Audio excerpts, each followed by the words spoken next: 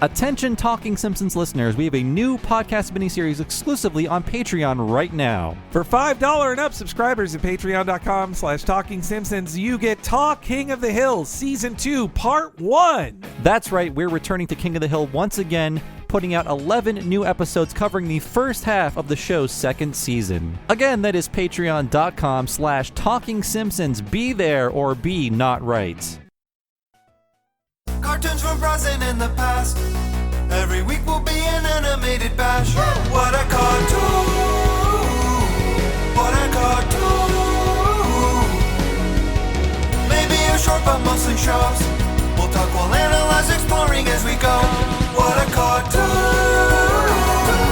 What a cartoon! What a cartoon! What a cartoon! Hello, everybody, and welcome to What a Cartoon, the podcast where we get naked and sell real estate. I'm one of your hosts, the born with glass bones and paper skin Bob Mackey, and this is an audio exploration of every cartoon ever who is here with me today, as always. Why, it's Henry Gilbert, and this is my one podcast to be fancy. And who do we have on the line? I've been trying to catch you boys all day long, and now that I have you right where I want you, I'd like to become a premier patron. Ooh. Hi, I'm Devin Hofarth. Woo! And today's episodes are the SpongeBob SquarePants episodes Chocolate with Nuts and Mermaidman and Barnacleboy 5. I got it! One chocolate bar for the night. Chocolate! Lady. Chocolate! Chocolate! Chocolate! How many times did they make him scream chocolate?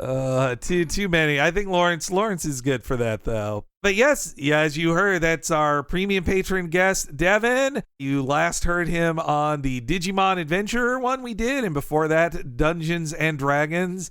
And now we're returning to SpongeBob SquarePants. So Devin, welcome back, and why choose SpongeBob? Well, SpongeBob SquarePants to me is honestly my favorite Nicktoon. I think, yeah, SpongeBob SquarePants and Ren and Stimpy are probably my two favorite Nicktoons, and I think that SpongeBob has a lot of the same DNA that Ren and Stimpy does. Well, I know that your friend Thad Kamarowski might disagree with that and say that SpongeBob is the inferior show, as he is one to do. But yeah, SpongeBob to me has a lot of the same DNA that Ren and Stimpy does, and I think that it, you know, I do love Ren and Stimpy. Like, one of my fondest childhood memories was just walking home to school with my brother. We would just recite the entire episode of Ren and Stimpy where they tried to cut off the statue of Lincoln's head. That's great. Because there's gold inside of it.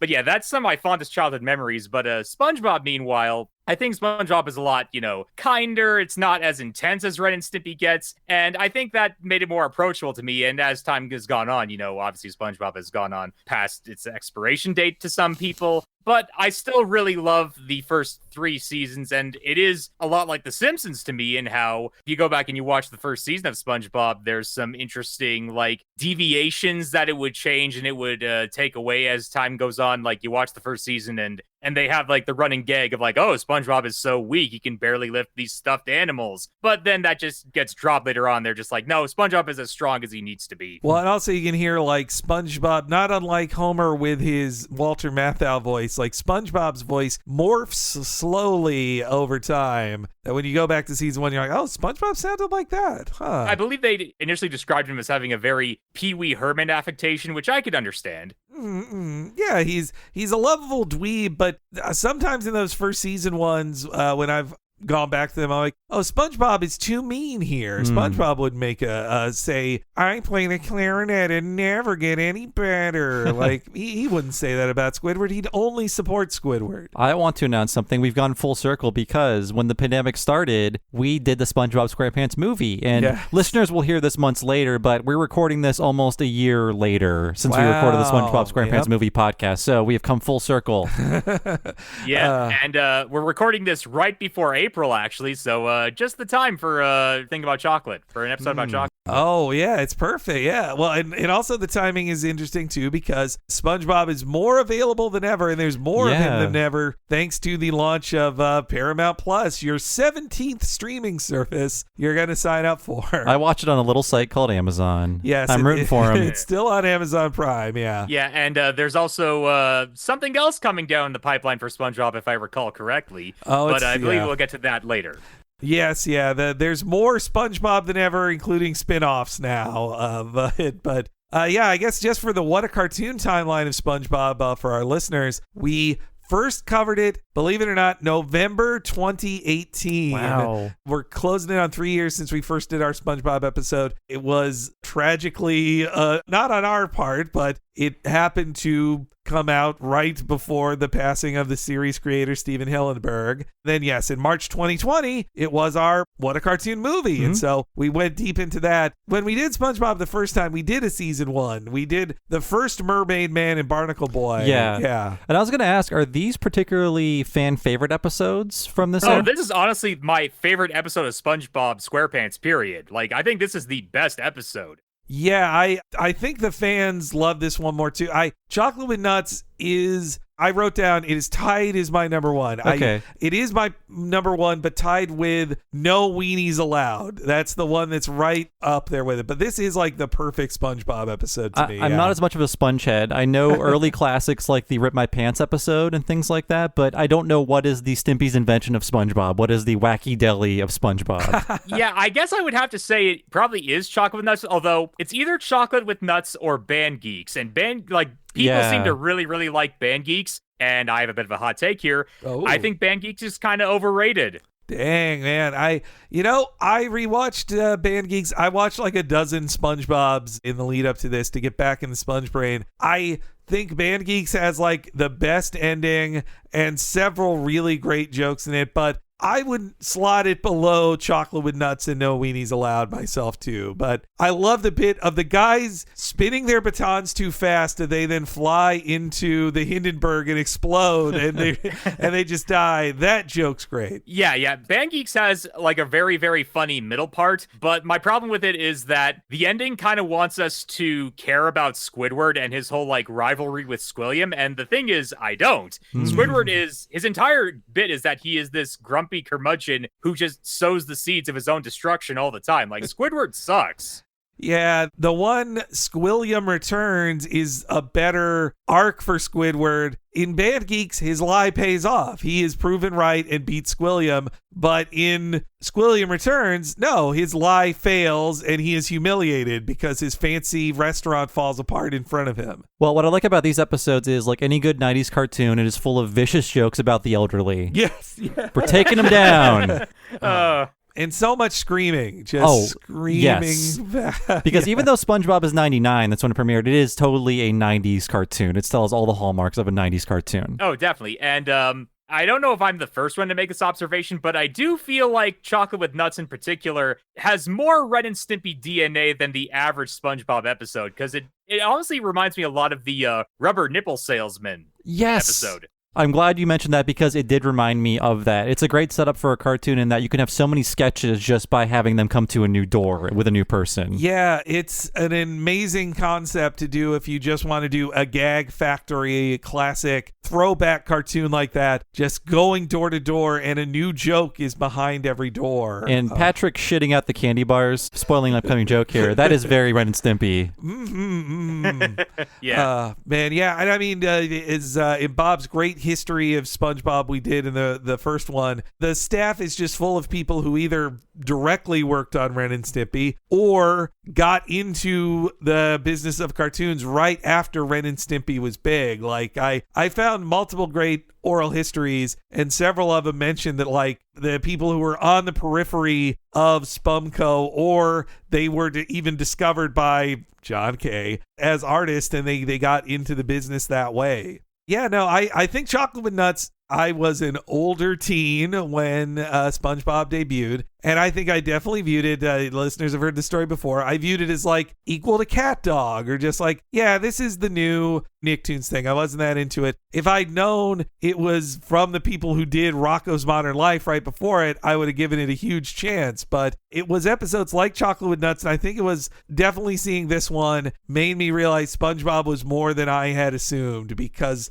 the running gags in it just hit me so hard that I was like, this is way smarter than I gave it credit for. And I became a hardcore after that. I think I told this story on the previous podcast 3 years ago, so forgive me if this is a repeat. But I remember my second semester of college, it was the fall of 2001, and I saw a college kid like me wearing a SpongeBob shirt, and that changed my opinion. I was like again, I thought it was like cat dog like you, Henry. It's like, oh, people care about this. It must be good if an adult is wearing SpongeBob merch. And this was right on the brink of the merch bonanza that would come post 9/11. Mm-hmm. You know, I think my second favorite episode behind this one would probably be the I can't remember the name of it, but it's the one where he becomes like a shut-in and he gets like a napkin and a chip and a penny for like his best friends. Oh yeah, I had an accident. I just watched that one. Yeah, I had an accident. Yeah, I that one's ending, and I won't spoil that one's ending because if you haven't seen it, I don't know what to tell you. I don't know why you're watching this episode, but if you haven't seen that episode, go watch it because that ending is just, it cracks me up every time. That one also is great because it starts with a very Ren and Stimpy start too of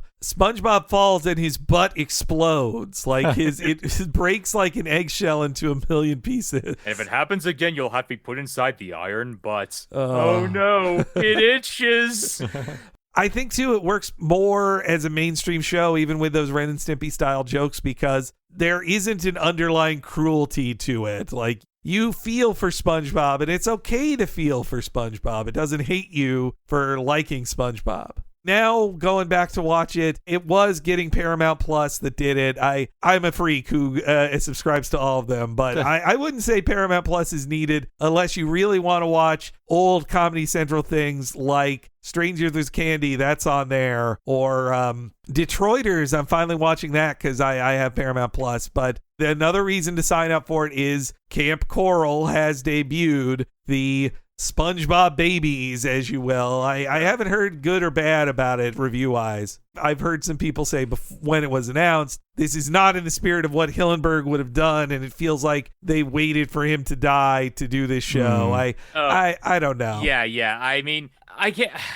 I want to hope that with this Camp Coral and the other one that got announced, which we'll get into, I want to hope that, the animators hired on are, getting paid at least. They're getting jobs. They're doing their work, and maybe someday they'll go on to make their own show, which will be popular in its own right. And I can only hope that happens. But just knowing that some stuff shirt at Viacom was just calling up people on their phone the moment Steven Hillenburg died. His body wasn't even cold, and he was just immediately like, greenlight some sequels, greenlight some spinoffs, greenlight the greenlight. Just waiting for the Mr. Krabs spinoff where he's a detective in undersea New Orleans.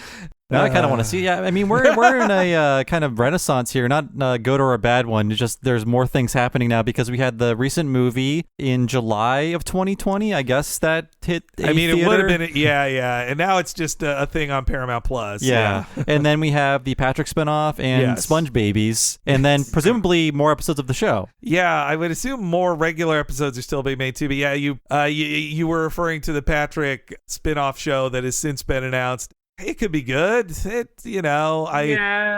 mean, the thing that I remember people talking about with it is they would post images on Twitter of like the promo art that they showed, and they would point out how that's not what Patrick's parents look like, immediately followed by, "Who are you people?" Yes, that I also was kind of annoyed by that because I'm like, no, we saw his parents. They look like that. But yeah, I can see why if you are designing a show from the ground up, you're like, oh, every member of the family should be a different color, so it's more vibrant to look at. If they all just look like Patrick in a wig or Patrick with a mustache, that's not diverse looking enough. And I mean that just in the sense of different things to look at. But I mean that this just is what SpongeBob's going to be for the exact same reason that season 3 was not the end of SpongeBob or the movie wasn't the end of SpongeBob. Nothing will be the end of SpongeBob. It's worth too much money. It can't stop. We covered this in the movie episode, I think, but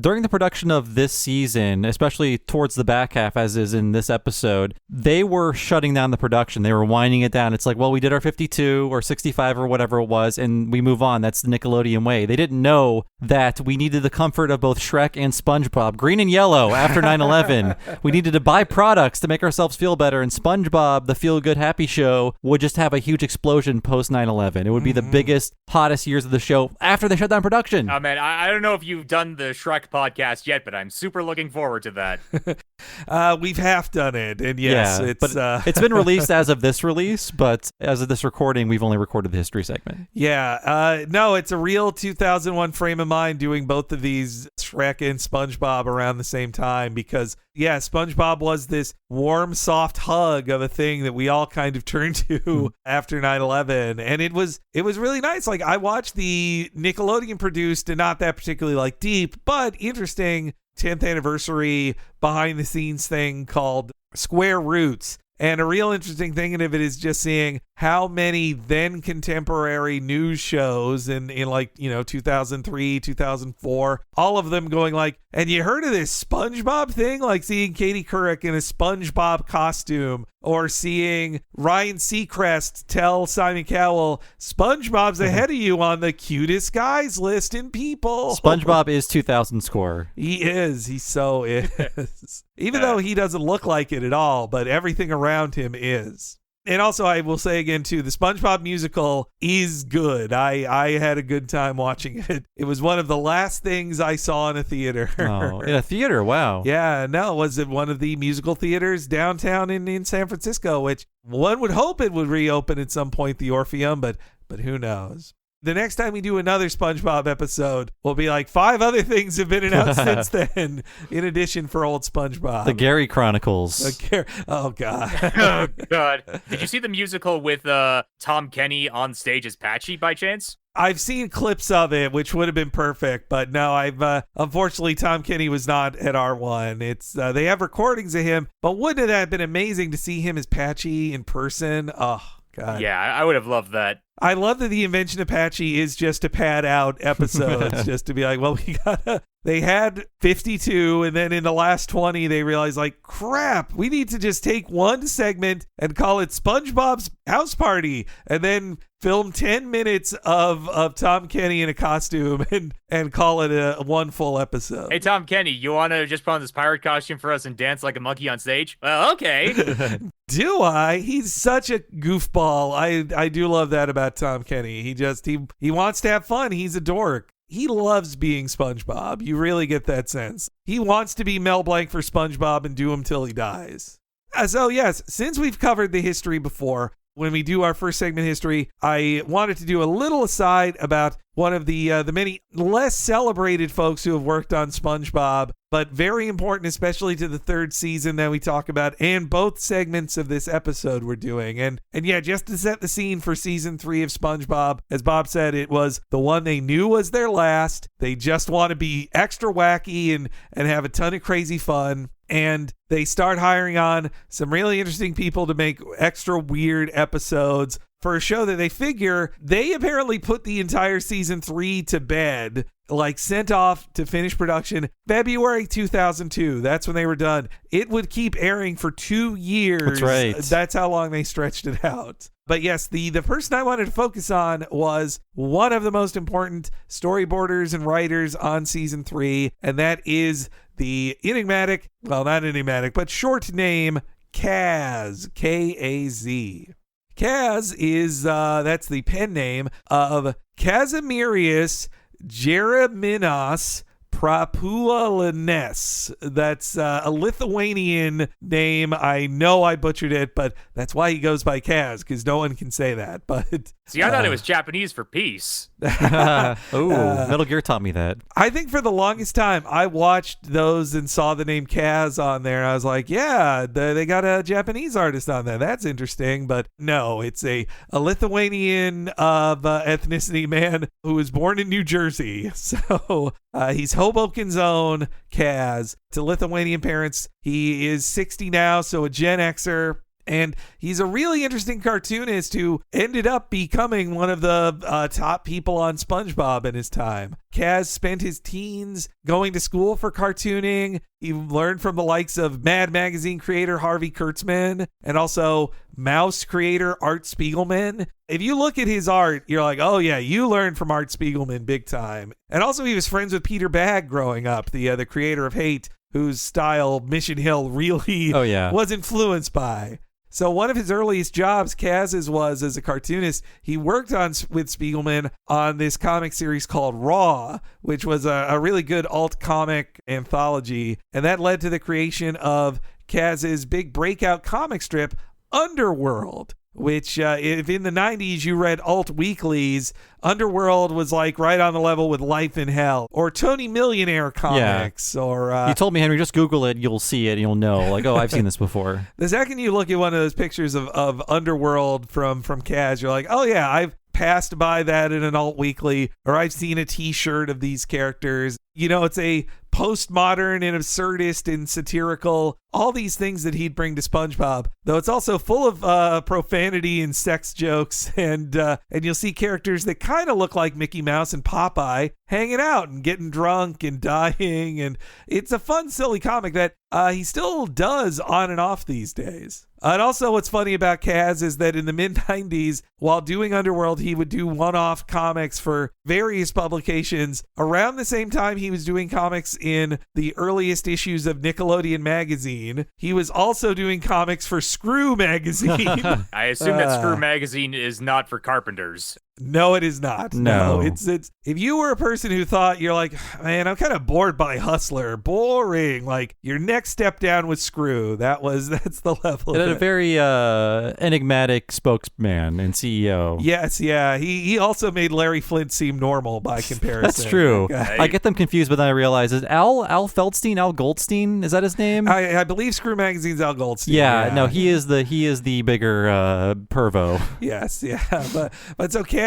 I mean, he was taking jobs wherever. Now to think about like a guy getting hired to a Nickelodeon cartoon show with Screw Magazine in his resume, I feel like that would not happen today. No, in George W. Bush's America, this is happening? Yeah, shockingly that happened then even. Yeah. Can't believe it. Hell in a handbasket. But yeah, Kaz, he was working on those comics, and thanks in part to the creators on the show of SpongeBob liking his work in Underworld and also seeing his work in Nickelodeon magazine and knowing like, oh, he's open to kid stuff. They thought this guy would be perfect for our show. And also right before he went to SpongeBob, he worked on a music video, at least me and Bob as nerds know, the They Might Be Giants Dr. Worm video that was featured on an episode of Kablam in 2000.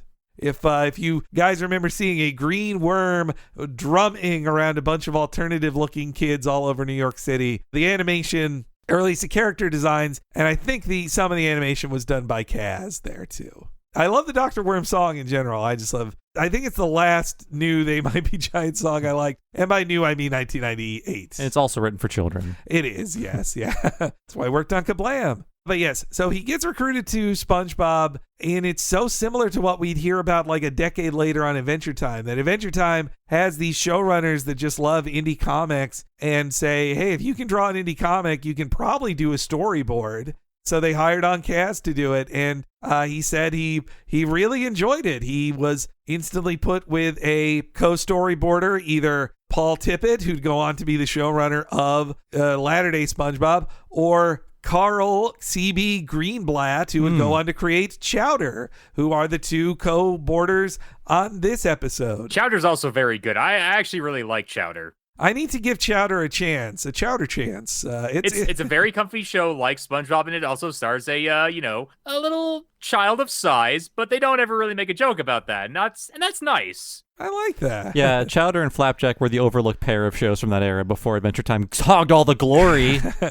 That was, as I've said before, in my time in Cartoon Network, I never gave any of their shows a chance in the aughts because I had heard, they started doing live action stuff and CG things. Everything must be bad on Cartoon Network now, so didn't give Flapjack or Chowder a chance. But now knowing that some of my favorite SpongeBobs were also like boarded by the creator of Chowder, it makes me want to give it another chance too. I missed some cool stuff from that era, like that Secret Mountain Fort Awesome show. Yeah, that our best buddy Ian Jones Quarty worked on too. And yeah, that Kaz talked about how it was an interesting schedule for him because he still lived in New York. He would come to LA 2 weeks, do his episode, and then fly back for 3 weeks and work on his comic. And then after 3 weeks, he'd fly back again, do his episode, and fly home. He actually only boarded on 8 episodes in the 3rd season of the series. And he talked about how it was a very standard procedure too, of like, there was the writing team that included Hillenberg and Dryman. They'd give him an outline and they're like, okay, you and your board partner do a bunch of thumbnails for this, and that's the story. Like Kaz also said, like his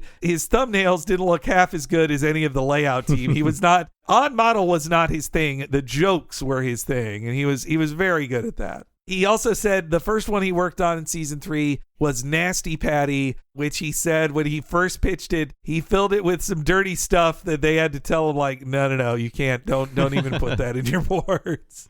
Here's a funny quote he said about working there at the time, too. Sometimes school children would be given a tour through the SpongeBob offices. I love the look of disappointment in their eyes as they came face to face with the sad old nerds who actually drew the cartoons that they loved. Some board guys would actually lock their doors as the tours came around. It was better that than the kids not step into some offices as they were decorated with post-it note drawings of SpongeBob characters cavorting in the most disgusting, depraved sexual scenarios that only the sick minds of jaded cartoonists could vomit up. You know what? I was looking at Kaz's art. That little dried up worm character in this first bit looks like one of his characters. Yes, yeah. The old lady is without eyes. Yeah.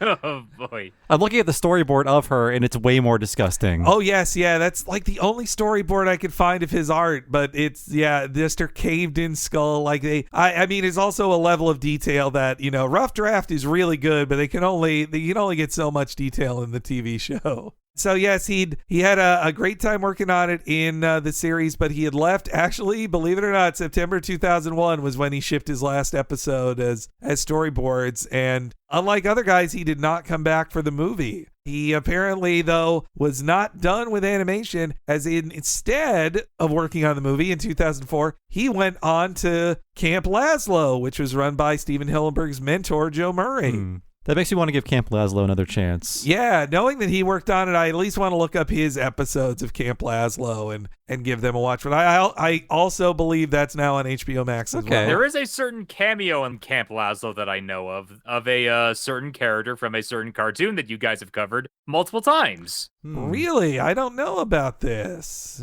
Yes, I don't know if it's the character themselves or if it's just a character who looks nearly identical, but a certain character from Rocko's Modern Life does show up in Camp Lazlo. Okay. I would bet they could have just like, well, it's sort of a cow or it's sort of a turtle or whatever. I watched a bit of that in my early 20s when it was new, and I think I was just a little stinker because I wanted it to be Rocko's Modern Life. Although I did like hearing Mr. Lawrence do more work. Oh, yes. Yeah. There is also, I don't know who voices that elephant kid in that show, but it is kind of uncomfortable in the Apu way. Yeah, that is Tom Kenny doing an Apu voice. Yes. Yeah. And look, he wouldn't do it now. I'll just say that. It was a mistake then, but he wouldn't do it now. All of us have matured a lot more since then. I actually just watched an interview with Rob Paulson where he was being asked, like, you voiced Haji in the 90s for Johnny Quest. And he's like, yeah, I know. I wouldn't do it now. He's talked about how, like, he grew up seeing in his childhood characters like Charlie Chan were not played by Asians, and then he was just like, yeah, I guess it's normal. But he now sees the mistake it was, and he would never play a non-white character these days. It's going to be so awkward when you guys have to eventually talk about Jackie Chan adventures. Oh, yeah. Do we have to? Some days. Well, I mean, it's a good cartoon, just awkward to talk about. Who plays Jackie Chan in that? I think it's Phil Lamar, actually. You're right. It's weird how he was like, well, we can hire this black guy to be an Asian character, like, and he's doing an accent too. Yeah. But Jackie Chan is in the beginning in those live action intros, like Doc Brown in the Back to the Future cartoon, right? Yes, It made you think at least like, oh, Jackie Chan's cool with it. He says this isn't bad. He had an afternoon free to film all these back to back. Also, Kaz post SpongeBob is interesting that he worked on Laszlo, but he must have had like an overall deal at Cartoon Network because he did 2 pilots there I was not aware of. And once I watched them, I was like, damn, I wish both these had been made. The first one is so interesting. Both of them are just posted, like he posted them on Vimeo because he's like, well, it's Cartoon Network didn't even air these, so screw it. I'm putting them on Vimeo. The first one is called Diggs Tail Wagger, which is a sci-fi Star Trek-y kind of parody thing, except every character is a dog, and Diggs is like the screw up on the Enterprise, and everybody's kind of annoyed by him. And it's really interesting. It was finished, I think, in 2007. You can check it out online. And it wasn't just Kaz who did it, but he did it with Derek Dryman, the co-showrunner of classic SpongeBob. I'll have to watch that. Maybe it was a recession that killed it. I could see, yeah. Or like we were talking about in those 2007 dark era for Cartoon Network, they probably were like, do we do this show with these SpongeBob people or a live action thing? What should we do? I've heard they're heading back to that territory. It's true. They are. Is this what AT&T's Cartoon Network is going to be like? They bring it back. It's a resurrection of that show. What is it? Out of Billy's Head or whatever the hell it was. Oh, God. Jimmy's Head, I think. Jimmy's Head, yeah. Now it's old enough to have nostalgic children, too, who were in their 20s. They're wrong. They are wrong. They shouldn't like it. And then after that, he worked on a second Cartoon Network pilot that he was the singular creator of, also about a dog. Both of his pilots are about dogs. This one was called Zoot Rumpus, which was about a junkyard dog who, he's a well-meaning kind of screw-up in a junkyard. And the animation direction by Brian Sheasley, who is, a King of the Hill, Futurama, Simpsons veteran. It didn't see the light of day until 2011, Zoot Rumpus. I don't know when Cartoon Network passed on it, but it was 2011 when Kaz also just posted it online and like, well, you people should see this, even if the pilot didn't go. Then Kaz would work intermittently on different comic book projects. Also, he worked on Phineas and Ferb for a time. And then in 2015, he made his triumphant return to SpongeBob as one of their top-level writers. I think he probably is like, cartooning and writing, but he didn't like board a specific episode. Like he's at higher head writer level now. I was going to say something mean about Phineas and Ferb, but I stopped myself. Look, Phineas and Ferb is a good show. It's just its character designs are kind of bad. I'm sure the writing is fantastic from what I've heard, but it just looks so bad. It looks awful. If you don't mind me going on a tangent sure. about Phineas and Ferb for a second, I learned that the main artist on that show, or the guy who designed all the characters, he was apparently inspired when he saw that children were trying to draw their favorite characters of their favorite TV shows, and they would look bad, obviously, because they're drawn by children, and they would kind of get demoralized by it. So he decided that he wanted to make a show where the characters apparently were simple or unique enough in their designs that children could draw them more easily and have them look like they are on the show. I appreciate the intent there, but boy, and I know Rocco people are behind that show. Jeff Swampy Marsh and Dan Povenmire, I think, are the two creators, and they're both from Rocco, so I'm sure the writing is fine. I like their nacho heads. I think I've maybe watched one episode of it, though. Since it's on Disney Plus, I should at least watch the one where they meet Iron Man and Spider-Man. Oh, of course they do. No, I think we're obligated to cover it just because it's so big. You might also want to consider covering Milo Murphy's Law, because Milo Murphy's Law is a lot more plot-heavy than Phineas and Ferb. I'll say that much. I've actually watched quite a bit of that. So that's like the post-Gravity Falls style show he makes, the Phineas and Ferb guys make. Yeah, and the main character is voiced by Weird Al. That's right. Oh, okay. I did know that about it, but I didn't know it had like an overarching plot. That's interesting. I guess every Disney show now does that. It used to be Gravity Falls was like the standout because it had an overarching plot, but now it's like when I find out that Big City Greens is just episodic and silly, I'm like, wow, that's kind of different from all the other shows that are on Disney. Which is why I can't remember his name, but it's why the creator of Gargoyles has to get back on and make another season of Gargoyles. Quick, before Ed Asner goes. Oh, boy. I know. Oh, no. I know. Is Keith David okay? Boy. Okay.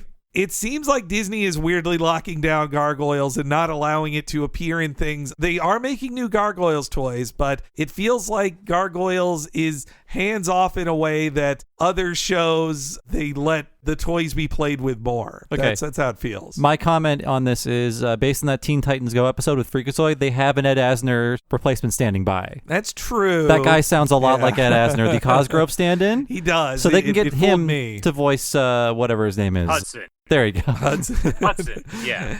If you just say locations from New York, you'll eventually say his name. Well, honestly, I think Ed Asner's too old now to even do the voice. Like he's not voice acting.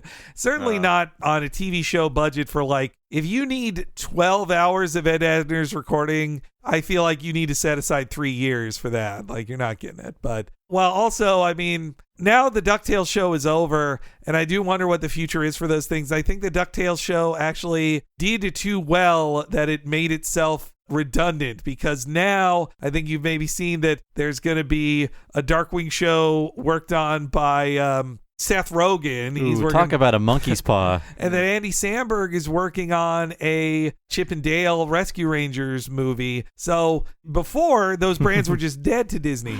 Now they're big enough that they can be given to a famous person, not just anybody. You know what? When we see the first frame of that Chip and Dale movie released, it's going to be a human being driving and Chip and Dale sitting on the dashboard, him looking over. Because that's what every animated movie is with CGI characters. Yes. Yep. And real people. It's just reminding me that that Pixar announced a Buzz Lightyear CG movie, and all I can say is that I want warped dark matter to show up in that movie. Damn it!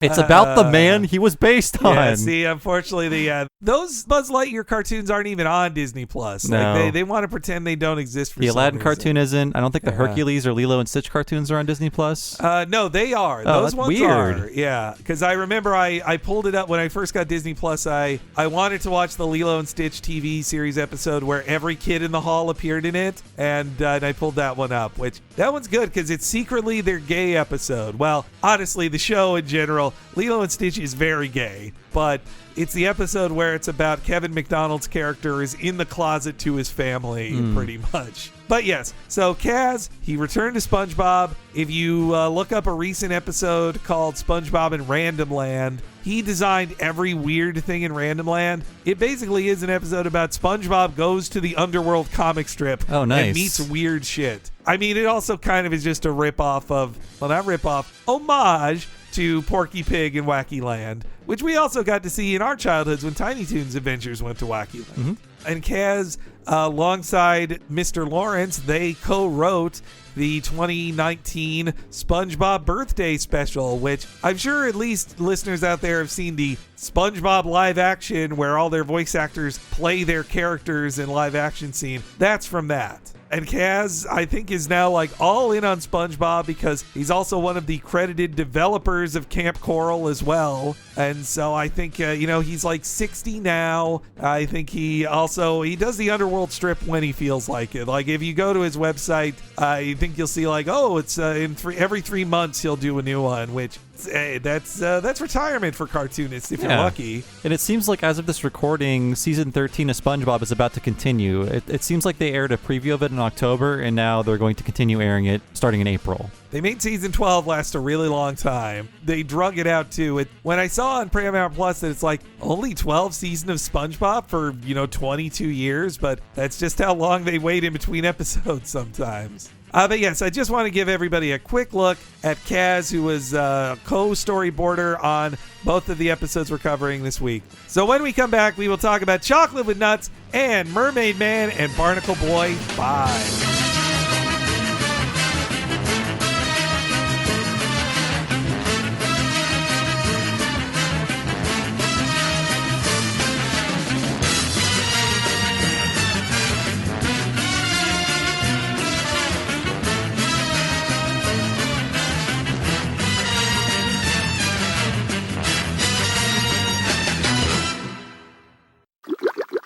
More SpongeBob coming up. Stay down.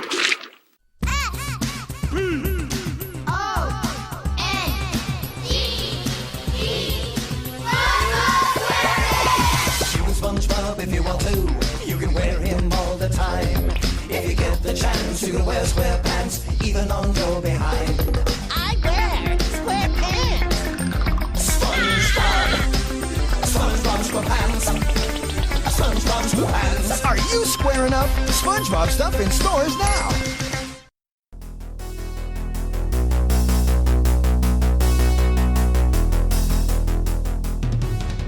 Hello, everybody, and welcome to the break for What a Cartoon episode all about SpongeBob SquarePants. I am one of your hosts, Bob Mackey, and just like the Fishman in this episode, I am screaming about chocolate constantly. It really bothers my neighbors. Who is here with me today?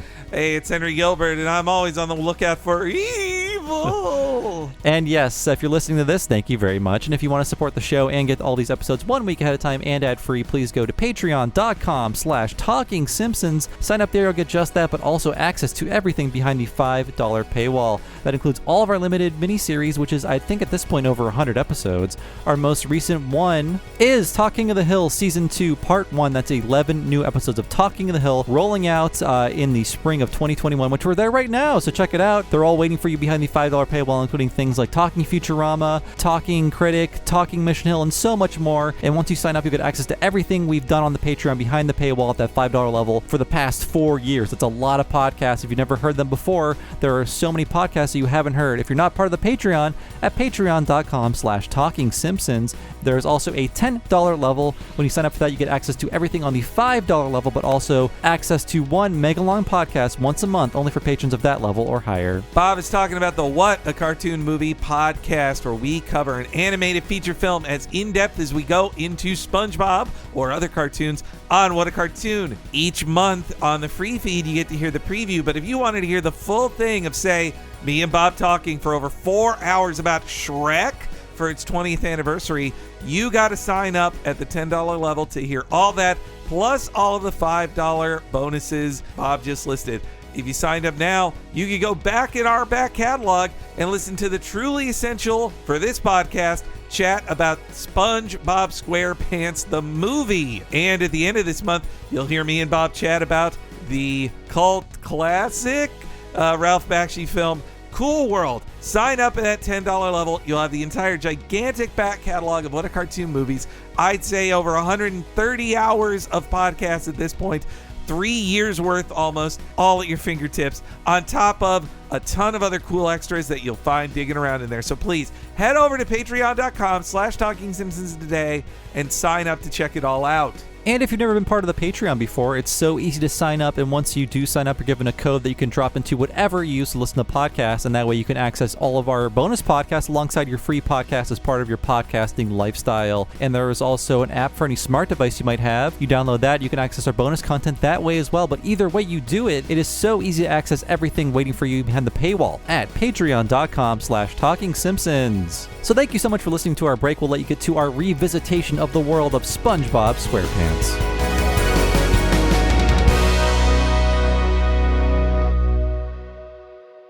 Patty the Pirate here with Jennifer Love Hewitt. Learning some moves for SpongeBob's house party. The SpongeBob, yeah. The Psycho Crab. And we're gonna wind it up with the Wave. Patchy, the wave's not even a dance. Hey, sister, talk to the hook. He's wet.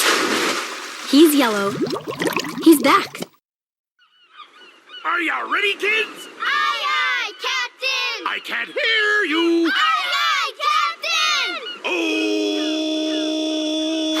Who lives in a pineapple under the sea? SpongeBob SquarePants! Absorbent and yellow and porous is he. SpongeBob SquarePants! If nautical nonsense be something you wish, SpongeBob SquarePants! then drop on the deck and flop like a fish. SpongeBob SquarePants! Ready? SpongeBob SquarePants! SpongeBob SquarePants! SpongeBob SquarePants! SpongeBob SquarePants!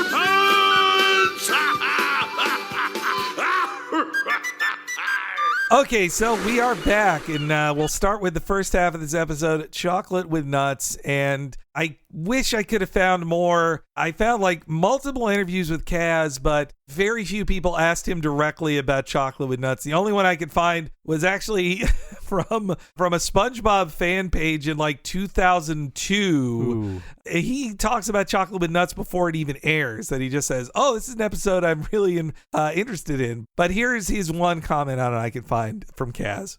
I loved working on Chocolate with Nuts because I got to create the two weird old ladies that SpongeBob and Patrick sell chocolate to. That was my third and last episode with Paul Tibbett. So his standout was the old ladies. Next to the screaming guy, they are the best characters in this. Yeah. It's true. And yeah, first off, I'll say about watching this, like on Paramount Plus, unlike The Simpsons when that launched, it's in the proper aspect ratio. Like, you can't even do fake widescreen. I want to think that Steven Hillenburg or somebody else was like, you can never widescreenify this. It has to be in its original aspect. It's the same thing on Amazon, too. So. Yeah, that's good. With a kid show like SpongeBob, they have more respect for their audience than The Simpsons, where they think if somebody turns to the channel and see black bars on the screen, they're not going to watch it. Though now 4x3 has entered a new renaissance because Zack Snyder showed us it's the proper aspect ratio to watch things. I think there's just so much things that are streaming right now. A kid now understands, oh yeah, older stuff is in 4x3. Just like when we were growing up, yeah, older stuff was black and white. Yeah. They just have that understanding now and it's fine. Although if we wanted to make this episode be super relevant to current events, we should have gone with Shanghai because then we could have the scene with the boat. You're good. You're good. You're good. At this point, the Suez Canal might be free. Yeah, I hope so. It might be free. Some of my stuff is on that boat. And also about this episode, the animation director on it is Andrew Overtomb, which is really interesting because Kaz says one of his first times when he got at SpongeBob, he's walking down the halls and he runs into Andrew, who he didn't know, but he knew him because he was the owner of one of the first apartments Kaz lived in Hoboken, and he jokingly referred to Overtomb as his slumlord because it was a very awful place he lived in. And he's like, my slumlord's my animation director on this thing. What the hell? I did want to ask also, what is the deal with the title? Oh, are the nuts the people they meet upon their deliveries? That's what I figured. Okay. Yeah, I think that's the joke. They're not talking about testicles at the very least, but. By the way, another top 5 SpongeBob for me is the Great Snail Race. Like all the times they call him tennis balls or tortellini or tent poles. So good. Even though testicles is right there and they wanted to say it, but they couldn't. But yes, the episode begins with SpongeBob looking very tiny inside of a mailbox and then exploding out of it when the mailman opens it. That's the right SpongeBob. He doesn't want to annoy the mailman. He's just so excited to get mail, he terrifies people unintentionally. This is one of the reasons why I think this episode is superior to something like Band Geeks, because, Band Geeks has a bit of a slow opening to me. It doesn't really have a lot of jokes in its opening bit. Like the strangling a dead cat thing is good, but this opens up a lot faster and it's just joke after joke after joke after joke. Yeah, they are very quick to get to the fancy living. But, Band Geeks was the final episode to air before 9/11. That's true. The end of our innocence. And that's why people love it so much, I think. Maybe. And yes, SpongeBob, every letter delivered is for Gary, except for a magazine called Fancy Livin', which I think they were really good at usually doing things that don't date it too much. Like, characters never had cell phones to begin with in the show, or like SpongeBob just has an old square TV. I think the most dated thing in watching this is just like a magazine. Yeah, or getting mail that you don't just throw away immediately because nothing comes in the mail anymore outside of junk mail. Yes, yeah. Or an Amazon order, one of those two. Yeah, but if it's a letter, it's like, well, I didn't sign up for this and I'm not getting this credit card. But yes, they get a copy of Fancy Living, which the boys are very impressed by in our first clip. Look at these glossy depictions of a higher standard of living. This guy's so rich, he has a swimming pool in his swimming pool. This guy's got shoes. Give me that. Stealing my mail, eh? You're lucky I don't report you to the authorities. Hey, Squidward, how do the people in that magazine get all that money? They're entrepreneurs. They sell things to people. What kind of things? How should I know? Things people want to buy. Now keep your paws off my mail. That's it, Patrick. We gotta become entrepreneurs. Is that gonna hurt? Quick, Patrick, without thinking. If you could have anything in the world right now, what would it be? More time for thinking. No, something real, an item, something you would pay for. A chocolate bar? That's a great idea, Pat. We'll be traveling chocolate bar salesmen. The word entrepreneur is just such a funny word. I love it. It's too big. Tim Heidecker says it all the time. Preneur, which just means guy selling stuff. But I love, too, that Squidward is just the type of guy who would get one of those magazines that show you, like, you don't live so well. Look how nice these other people live. Aren't you jealous? I love the cover is just a guy in a suit and a top hat burning money. Just perfect. Yep. Although I do wonder if the implication here is that SpongeBob comes from wealth because he has shoes. Oh, that's true. Yes, that's why Patrick doesn't wear shoes. That's why he thinks it's so amazing. And no shoes on Squidward, right? Yes, yeah. Well, he's got to let those suction cups get around, I guess. Yeah. I mean, if you think about it, SpongeBob is a homeowner and he works at a freaking fast food place, so... Yeah, I would think somebody, I forget. Or maybe Gary is paying all the bills, as we saw. True. Yeah, I guess, I think it's in the Hillenburg years, but like you see that his house is destroyed and then just a new pineapple grows and replaces it. So maybe he just lucked into it. It was just a growing pineapple. But yeah, I like that the second they get new information, they're like, let's do that. We'll do that. It'll be fun. That's an episode. And I don't know if kids still have this experience, but I'm sure the generation of writers who wrote this had it in that you sell candy bars for your school. Oh, This has to be inspired by that. I did that for my school. I'm sure it went back generations. I did that too, actually. Oh, yeah? Do you have to even go door to door yourself? I think I went door to door on some of them, but we did have to sell candy bars at school for like fundraiser drives because education is criminally underfunded everywhere. Yeah, we had to do the candy as well. And when I was in band, my mom very nicely did the selling for me at her office, and just like, I know that's cheating. I had more privilege than other people who had to walk door to door. I will say it was a real teaching moment for me to show me that the rich get richer, because the kids who sold the most band candy and who got the most prizes, their parents owned businesses and made their employees buy the candy. And yeah, I will say I didn't have that much privilege. My mom was a secretary at a law office and shared it there, but I never got to win anything from those. Never sold enough for that. But I bet you're right. This is just from band candy memories of the creators of the show. It actually was pretty smart of SpongeBob to use his business strategy of like, what should we sell? I'll ask Patrick what he'd buy right now if he could buy something. One more thing about that band candy stuff. The most cruel part of it was they send you home with a box of candy, a gigantic box of candy bars, and you're not allowed to eat them. Oh, the pain of it. And then you have to, take that home on the bus or something? Like, yeah. It's a lot to trust a kid with. I will say that I said before that this episode in particular has a lot of Ren and Stimpy DNA, but I think that Ren and Stimpy has a bit of an edge compared to SpongeBob, where with SpongeBob, we have to explain, okay, this is why SpongeBob and Patrick are going to be selling candy bars now. Whereas with Ren and Stimpy, they could just be like, they're traveling salesmen. They're just doing this now. No explanation.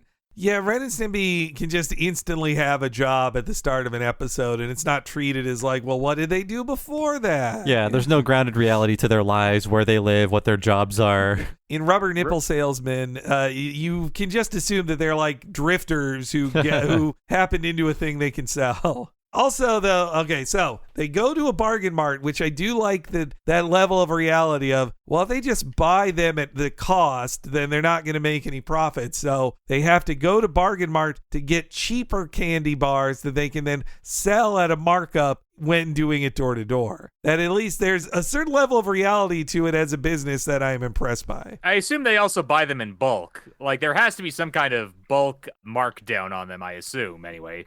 Oh, yeah. They definitely, they were paying a ton for a bunch at once, though. You're also right. There's no explanation of where they got that startup capital. Yeah, really.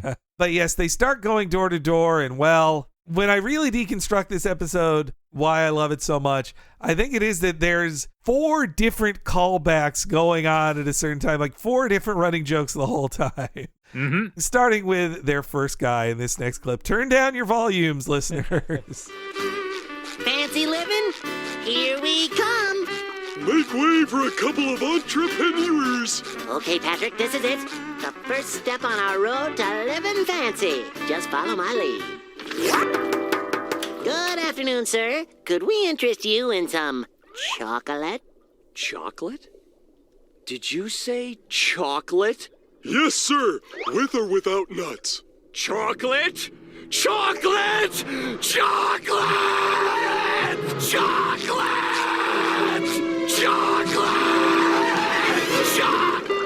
Okay, the first guy didn't count. It's great that they have that as the device to basically end any scene. It's like, how do we end this scene? Oh, the chocolate guy comes back. He just and screams that's fine. into frame and chases them off. I legit have to wonder how they came into this. Like, this is just me guessing here, but I'm guessing that they just went up to Mr. Lawrence one time and were just like, hey, a couple of guys come up to you and want to sell you chocolate. What's the funniest reaction you can give to that? Chocolate. Chocolate! Oh, so great. It sounds like he did that final chocolate scream once and they just looped it, which is fine. Yeah. Because don't make him do that as many times as he actually does it in this episode. The looping makes it even funnier to know that it's the same sound again.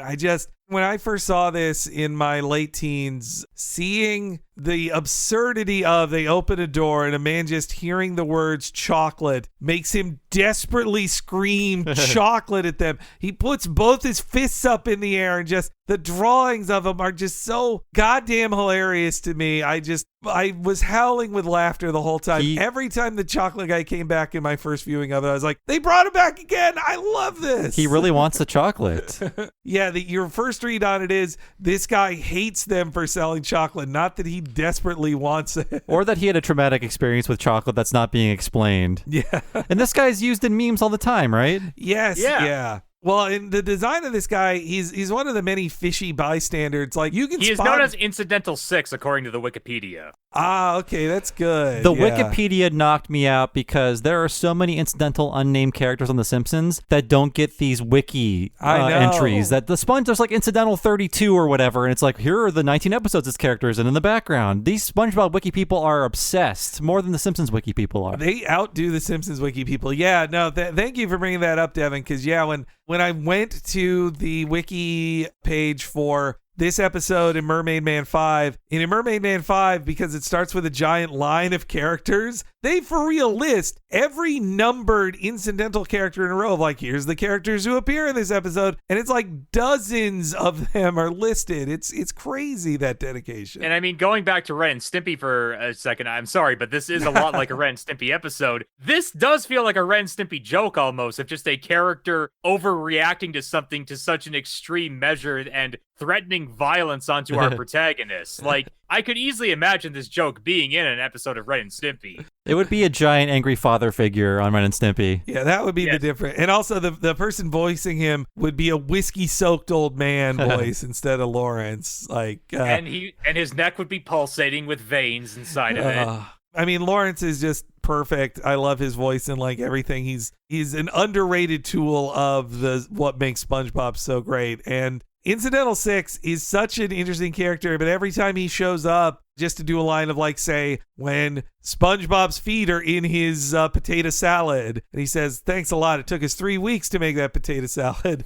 Just when he talks, I'm like, it's the chocolate guy. Chocolate guy's back. It's distracting sometimes when he doesn't have Lawrence's voice, but voices shift around a lot with incidental characters. Also, I mean, Lawrence is my leg. That's also another Lawrence classic. Timid little Filbert on Rocco and every screaming character on this. But rev up those fryers. Oh, God. Every time he screams chocolate, I just love it so much. I will say I read another very funny anecdote behind the scenes of Mermaidman 4, where Squidward has to scream like 20 times in a row. The story behind the scenes was that the guy did it live, the voice of Squidward, and when it was over, the engineer said, I think you peaked a few times there. You think we could do them over? And he said, no. And they're like waiting for him to be like, just kidding around. And he didn't say anything else. And they're like, you know what? We're good. Yeah, we are good. Let's just move on. No. Are you sure? Yes. Yeah. I mean, if you go back and watch that one, he does scream quite a lot in it, even by Squidward standards of screaming. They then head on to the next place. They check on the second guy, and he's pretty great because first off, he tells them that correctly that Patrick should not be keeping chocolate inside of his shorts right next to his butt. And there's a nice shot of it melting in his pants. I hope that's chocolate. Oh, yeah. It's a nice, like, they do a few kind of poop jokes with Patrick where the chocolate is poop in a way. Yes, yep. They get away with a lot. But yes, they then get suckaroonied by their second guy. You guys want to be good salesmen, right? Oh, most certainly, sir. Well, no self-respecting candy bar salesman would be caught dead without one of these. Wow, what is it? It's a candy bar bag, you knucklehead. It's specially designed to cradle each candy bar in velvet-lined comfort. I'm wasting my time. You don't need these bags. We need them! We need them! So long, boys. Happy hunting. Suckers. Fancy living, here we come! Let's try next door. Yes? Huh? Say, weren't you the same guy who sold us these candy bar bags? I don't recall. But it looks to me like you fellas have got a lot of bags there. You two lady killers are too smart to be without one of my patented candy bar bag carrying bags. We'll take 20. The rip-off guy is pretty great. A perfect, like, classic design. It really is from the design school of, like, Ren and Stimpy 2 of draw somebody who would look like a scam artist in, like, 1938. Like, that's how you draw them. He's got a hat. Yeah. And a vest. And a vest, too. And I will say, yeah, and we did this originally, this show for What a Cartoon. It was a non-digital show, the season 1 shows that we did. This is digital. It looks very, very good for a digital show from the early 2000s. The one iffy thing is that fancy living part where they're running towards the camera. There's a really funky, like, kind of 3D background going on under their feet, which you're not supposed to stare at, and it looks a lot better on SDTV, but it's like, oh, there's your artifact of ancient digital animation. It's right there. But other than that, the entire show looks great. Yeah. Yeah, they it was a clever way to, like, cheat the background cuts. It is, it was fun to see it, like, scrolling behind them, and you don't notice it until you really look close, I think, because their look and sound of them singing fancy living, la, la, la, like, they're just so, like, brainless and stupid in that shot. It's hilarious. I did rewind to see how are they making this happen digitally, and that's when I was paying too close attention, so it's my fault. But, I mean, Rough Draft Korea, they were at the head of digital animation for TV. They did a good job. Yeah. Futurama. Yeah. Yeah, they were animating Futurama and this at the same time. But I just love that la, la, la. Like, anytime Tom Kenny as SpongeBob goes la, la, la, I love it.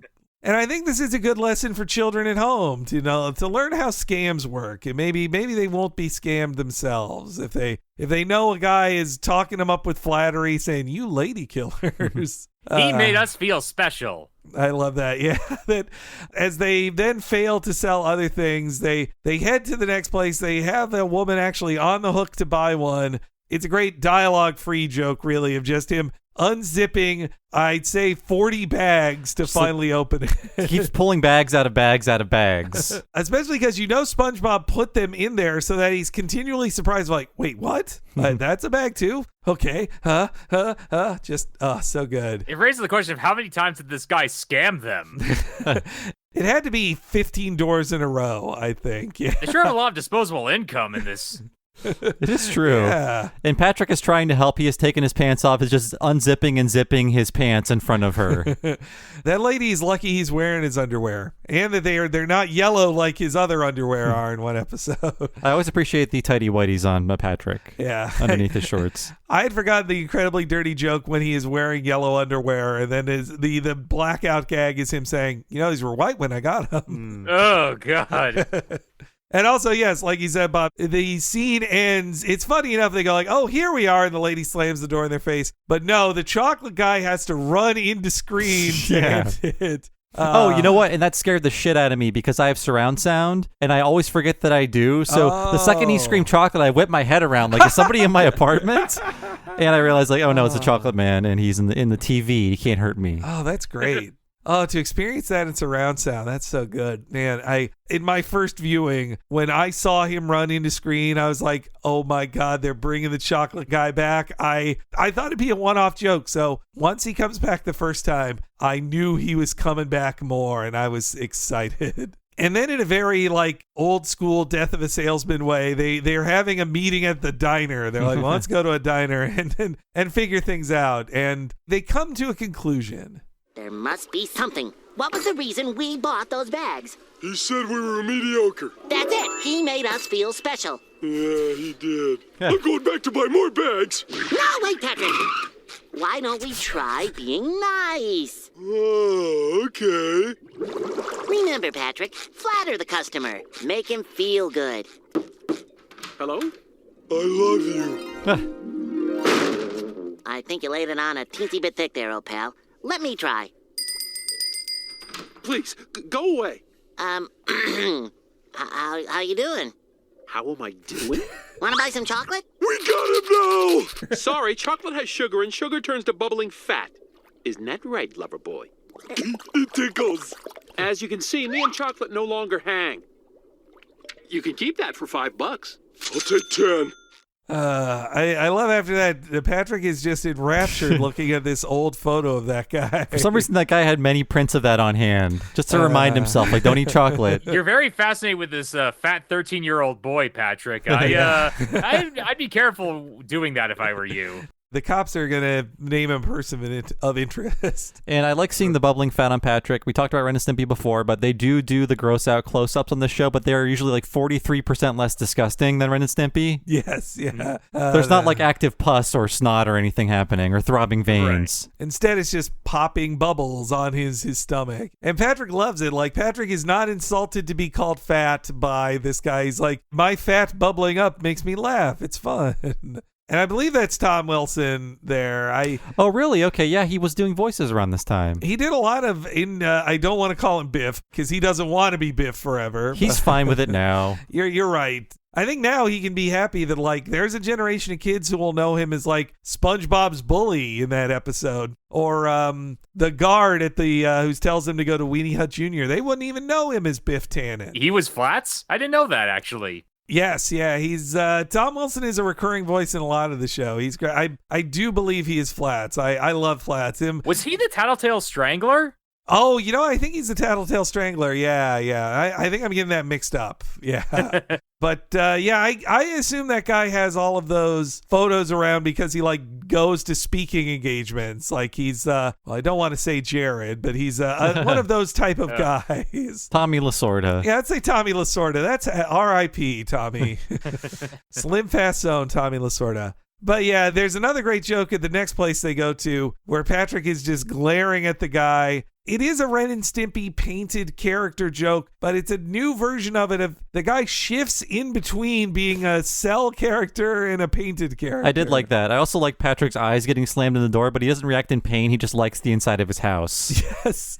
Patrick is the real MVP for the middle part of this episode. He really carries a lot of the jokes. Yeah, SpongeBob has to actually try in that last clip, Patrick go like, we've got him now.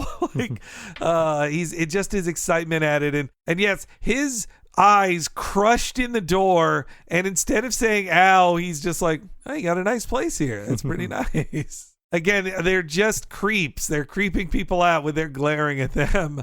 And so, yes, kids watching at home get to learn that advertisements lie to you, including saying that, these chips are delicious. And that's a great line, too. Like, they are most certainly not delicious. Not the way I use them. What is Patrick doing with the chips? They're going in his butt, right? I don't want to know. They certainly must be in his butt. Yeah. Well, I mean, if we actually think about how starfish eat. Let's not go too far. Oh, dear. No, I don't like... Hillenberg, he has that background in aquatic science. Like he certainly knows how a starfish eats. Yuck. All right. Well, again, it's good, kids, to know that the advertisements they're just about to watch after this episode's over is lying to you. Those Guess Who characters don't talk. I knew they didn't talk. But yes, so they learn the most important thing is that lying is how you sell stuff. You have to lie. If it wasn't for the chocolate guy in this episode, oh yeah, my favorite joke in the episode would be this one. It's Kaz's favorites, as we learned. It's lying to the elderly. Yes. Hello, young lady. We're selling chocolate. Is your mother home? Mom! What? What's all that yelling? You just can't wait for me to die, can you? They're selling chocolate. Chocolate? Yeah! What? What are they selling? Chocolate! What? Chocolate! I can't hear you! They're selling chocolate! They're selling chocolate? Yeah! Chocolate. I remember when they first invented chocolate. Sweet, sweet chocolate. I always hated it. Oh, but this chocolate's not for eating. It's for... You rub it on your skin, and it makes you live forever. Live forever, you say? I'll take one. Come on, you lazy Mary. Start rubbing me with that chocolate. I hate you. Boy, you get a real window into their lives, don't you? In this small scene. I love that so much. I don't think I'd seen this episode before because I was shocked by the appearance of the oldest woman, who is just like we talked about it, but a shriveled worm without eyeballs in this bamboo wheelchair. Well, when you see her daughter, you know she must have looked like a fish at one time, but now she is just her spine and a head. She's just a mummy. Like, it's so fucking funny. Like, because you start with the joke of easy flattery when you see a woman who looks a little older is to say, is your mother home? But the answer is yes, her mother is home, and she is like 170 and impossibly still alive. I actually have some fun trivia. She says she remembers when they first invented chocolate. Now, I'm assuming she's referring to milk chocolate there because cacao has been produced and grown and used in drinks ever since the ancient Aztecs. So I'm assuming that's what she's talking about. Milk chocolate was created in 1875. 2002 is when this came out. So she is at the very least 127 years old. And on top of all that, there is a koi fish that scientists believe to have been about 226 years old. Ooh. Whoa. So it's possible, anyway, that a fish could live that long. I didn't know fish could live that long. I had no idea. Man, I mean, the longest living fish is the Greenland shark, which I don't think she is, but she could be, like, adopted. I don't know. But yeah, the Greenland shark can live to be about 500 years. Yeah, I just heard about that shark. He's estimated to be around 400 years old. Wow, I had no idea, man. I thought turtles were the oldest things, but sharks can be that old. That's crazy, man. God, I just love, like you said, Bob, it shows, you just get a little taste of what must be hell for the daughter who seemingly never married, or the woman never left the house and maybe her husband died, but she is just trapped with this abusive mother who will not die. And just the way she goes, no, like the only thing that gets her out of bed in the morning is thinking like, could my mom have died finally? Like she's been hoping she'd die. I couldn't believe, now with modern lens, thinking that they'd ever be allowed in a Nick cartoon to have a character say like, you just want me to die, don't you? That was also shocking too. Yeah. But again, more elder abuse via cartoons is fine. Again, this feels like a less mean Ren and Stimpy bit. Oh, well, this version of an old lady, I could only imagine what a Spumco 120-year-old woman would look like. I guess we get close to that with the old animation expert Wilbur Cobb. Wilbur Cobb, thank you. Yeah, Walter Lantz. Her body parts aren't sliding off of her though, which is different. She has none left to lose. She can't. That bit of just like the entrance of the old, it's like, Mom, get in here, and what you imagine it could be, and then it's just this like animated corpse, like just a spine with a head on it, is so amazing. One of the best jokes the show ever did, and Cash should be proud of it. But yeah, so they successfully sell that chocolate bar. They go on a lying spree. They tell a bald guy it'll grow hair, which it's nice to find out that he's supportive of his wife growing a beard. He wants to help her. I love that Patrick sells it to a guy who he calls ugly, who's his exact double, which is just in time. I love the composition of that joke because at first you think it's Patrick flubbing up a sale as he's wont to do in this episode, but then it does the reveal of, oh, he's talking to a guy who looks like himself, and then the other guy acknowledges that he's ugly, and he's buying the chocolate to make himself look less ugly, but he doesn't think that Patrick looks just as ugly as he does by that logic.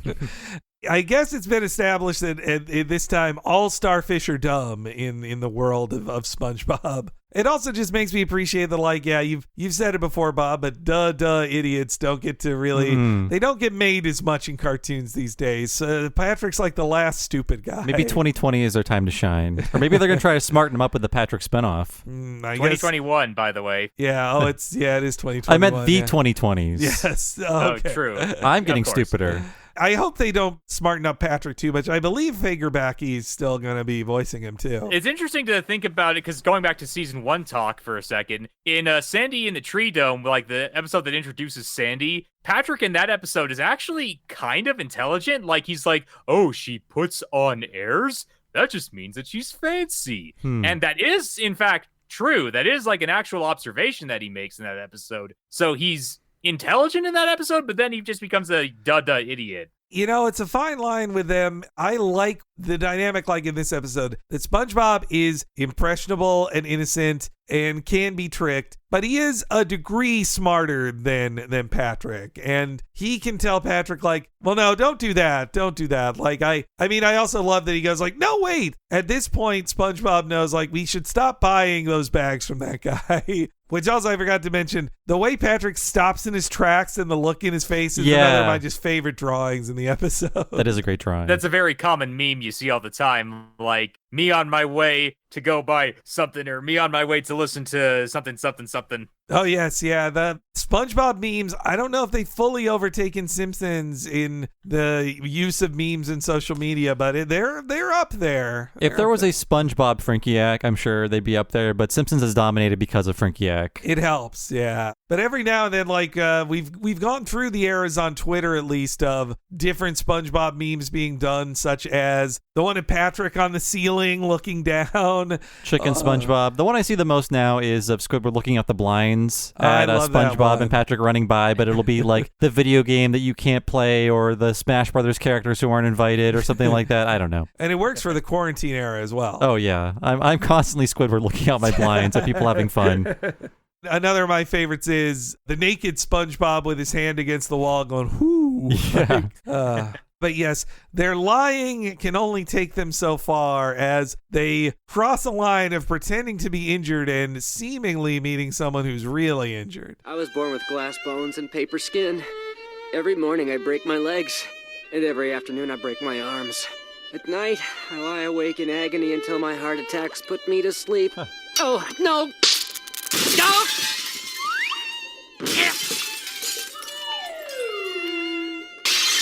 Ow. Quick, Patrick, let's help him. Careful. Put him down gently. Oh. Poor man. If there's anything we can do to help you. There is one thing. As you can well imagine, my medical bills are extremely high. But luckily I'm able to keep myself alive by selling chocolate bars. Such nice boys. It does my heart good to con a couple of Class A suckaroonies like those two. I really like that too. That D. Bradley Baker is so good at playing the scammer. Yeah, he is many incidental voices in the show too, but him as the scam guy, like Class A suckaroonies. God, so good. And also, too, that I think it's only morally balanced that all of their money they made from lying needs to be stolen from them, too, by an even better scammer. Like, that would teach them that the not true in reality fact of, like, you can't get rich by lying to people. I really enjoy his story about his many illnesses and that he's also blind. Yes. And then heart attacks put him to sleep every night. It's also good to maybe soften the blow and say that, no, this guy isn't actually that sick or that something. Yeah. If it was actually a sick guy using them like that, I was, again, when I first watched it and didn't know the twist, I was shocked. They're like, oh, these are jokes about a person who's just very ill. That's sad. That's depressing. Though it also came right after Unbreakable came out, where we all learned about Mr. Glass, the man whose bones were made of glass. That's right. And yeah, so they spend all the money to buy more chocolate bars, which now gives them a giant pile of chocolate, and they're left with nothing. I like how they're giving up and how SpongeBob says, let's change our names to Why and Bother, and also how Patrick just sits on SpongeBob, but SpongeBob doesn't react to it all. I mean, SpongeBob does not feel pain, as we've seen established many times before. It's good muffled voice acting on Tom Kenny. Oh, yeah. But a hero emerges in our next clip. Let's change our names to Why and Bother. Chocolate! No, don't hurt us! No, please don't hurt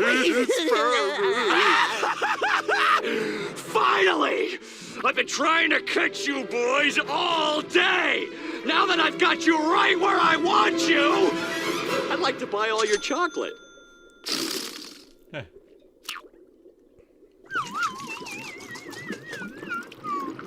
Thank you for your patronage.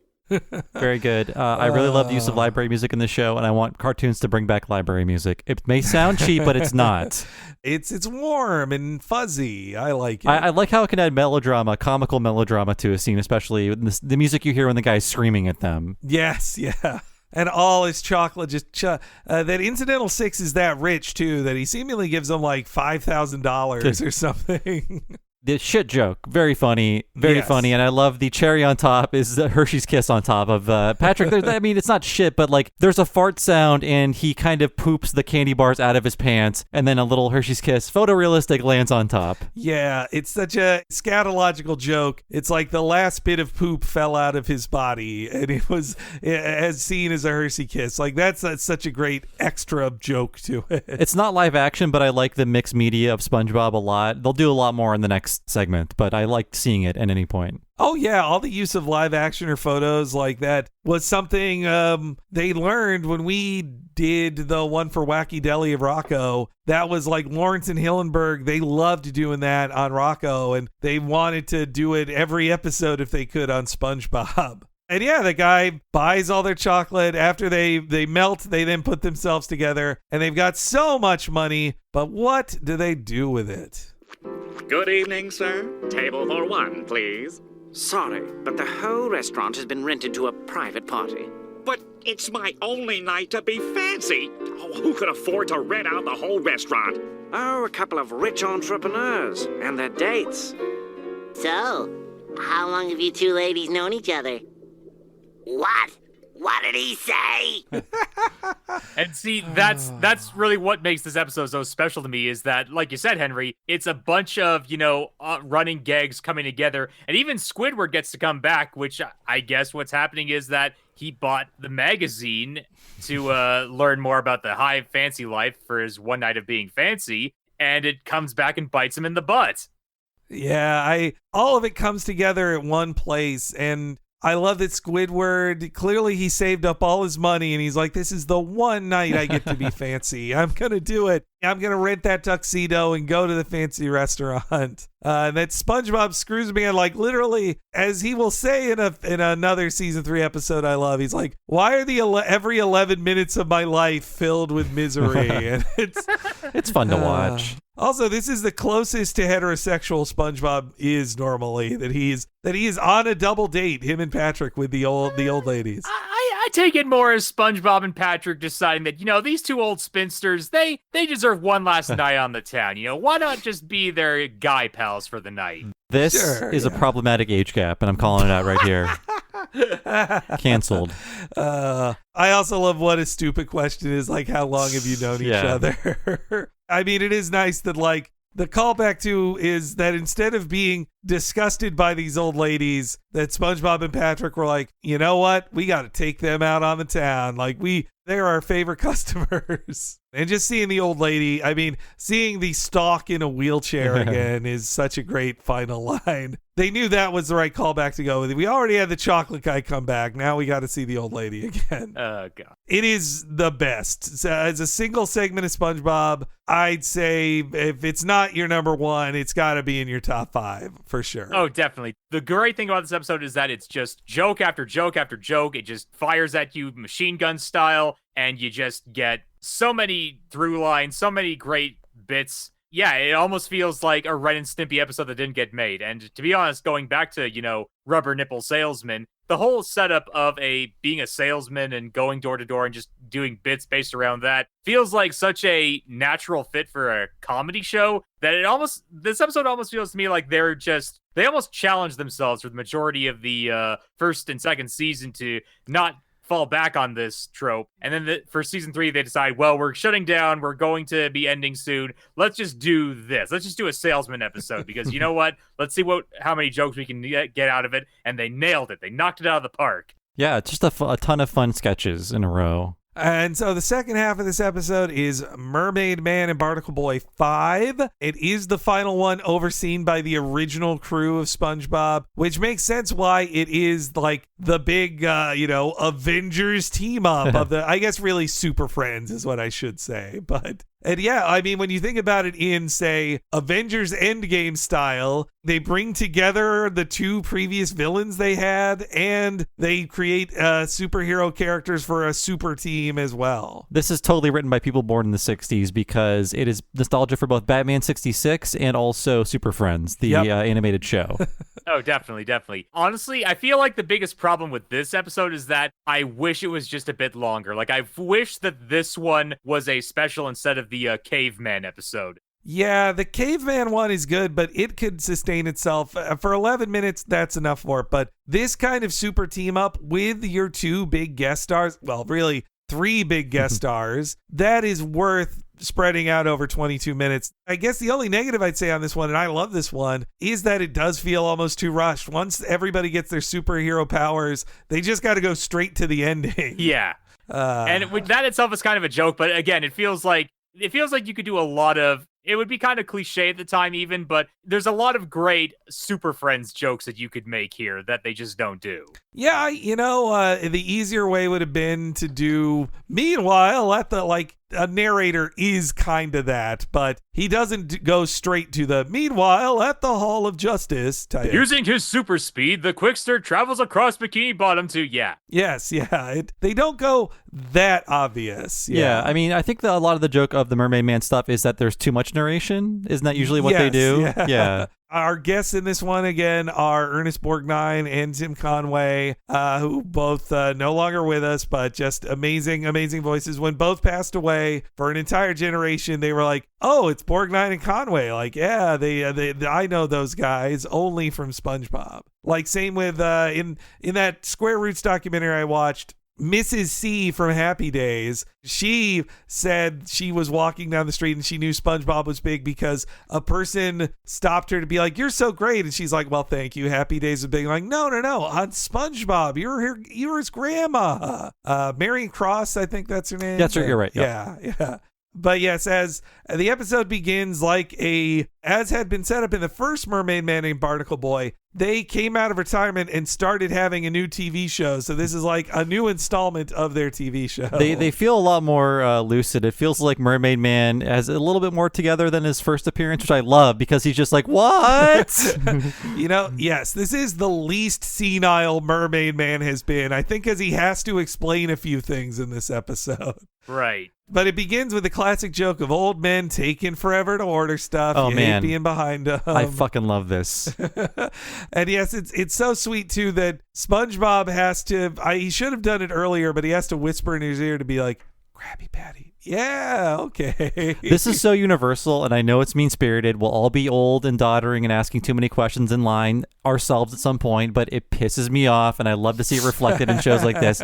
I will go to my coffee stand, think, oh, great, only one person in line today. I'm there, I'm out in a minute. No, it is an old person asking too many questions and wasting my time. I got things to do.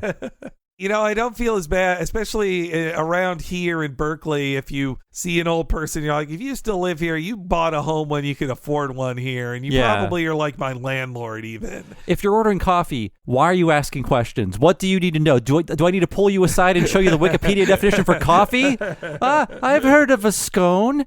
What's in the scone? Can you explain? Oh, are those fresh? Well, as Apu said, they're desperate for attention. Yeah. That's them. Yeah. If it's at a Starbucks, I could maybe understand how he's like, what's a venti? Yes, sure. Yeah, I mean, I am not a pathetic single man anymore, but I take that approach to all of my transactions. No chit-chat. You're still in single man mindset. Yeah. But yes, once Mermaidman finally makes up his mind, this episode kind of is a sequel to Mermaidman 4, which did start with a joke where Barnacleboy is made to have a kid's meal. Though in 4, he actually likes it. He says like, oh, no, I don't want, I'm not doing this to get the toy inside. No. Also in that one, Barnacleboy and Squidward kind of have a fight because they both call each other Big Nose, and then they slam their giant noses next to each other as they're shouting, and it makes you go like, oh, I guess they both have very phallic noses. Yeah. I like so much about these characters that we talked about originally, but I like how they are human beings, but they're both the same size as all the other sea characters, and they just live underwater. Oh, yes. Yeah. I mean, the thing about Mermaidman that's great, and I don't know if you noticed this in your original review of Mermaidman and Barnacleboy 1, Mermaidman is 2 jokes in one. The first joke is that, what if Aquaman was the greatest superhero in the world? That's what he is to these people. Yes. And the joke is that Aquaman is lame. Yeah. We covered that it's like the Gen X joke of Aquaman is the worst, and now Aquaman has been redeemed, I think, by now, right? Yeah, somewhat. Yeah, he's been redeemed by Brave and the Bold, and maybe to a lesser extent by that movie that's come out that just makes him Namor. But the other thing I want to say is that his name is also kind of a joke because Mermaidman, maid is short for maiden, so that's kind of a joke in and of itself, although maybe don't read too much into it. Well, yeah, he should be a merman, not a mermaid man. Yeah, but that's why he wears a bra, as Barnacleboy will tell him. Again, don't read too much into it. I also just love design-wise with him that he's drawn to be a sphere. Like he used to be in amazing shape, and as he got old, instead of being a bent-over old man, he is just spherical. Like he's just a ball. And the starfish just plastered to his face is great too. Yeah. But yes, Barnacleboy, he can't take it anymore. I'm not a boy. I'm so old I got hairs growing out of the wrinkles on my liver spots. 1 pipsqueak patty. And your bib and high chair. I'm 68 years old and I want a Krabby Patty. Your pipsqueak is getting cold. Shall I feed you? Feed this, old man. I'm tired of playing second banana to a man who wears a bra. From now on, I want to be called Barnacle Man. And I'm through with protecting citizens that don't respect me. I respect you, Barnacle Man. That's Barnacle Boy. I mean, man. Forget you people. I say if you're not going to give me any respect as a hero, then maybe you'll give me respect as a villain. A villain who is evil.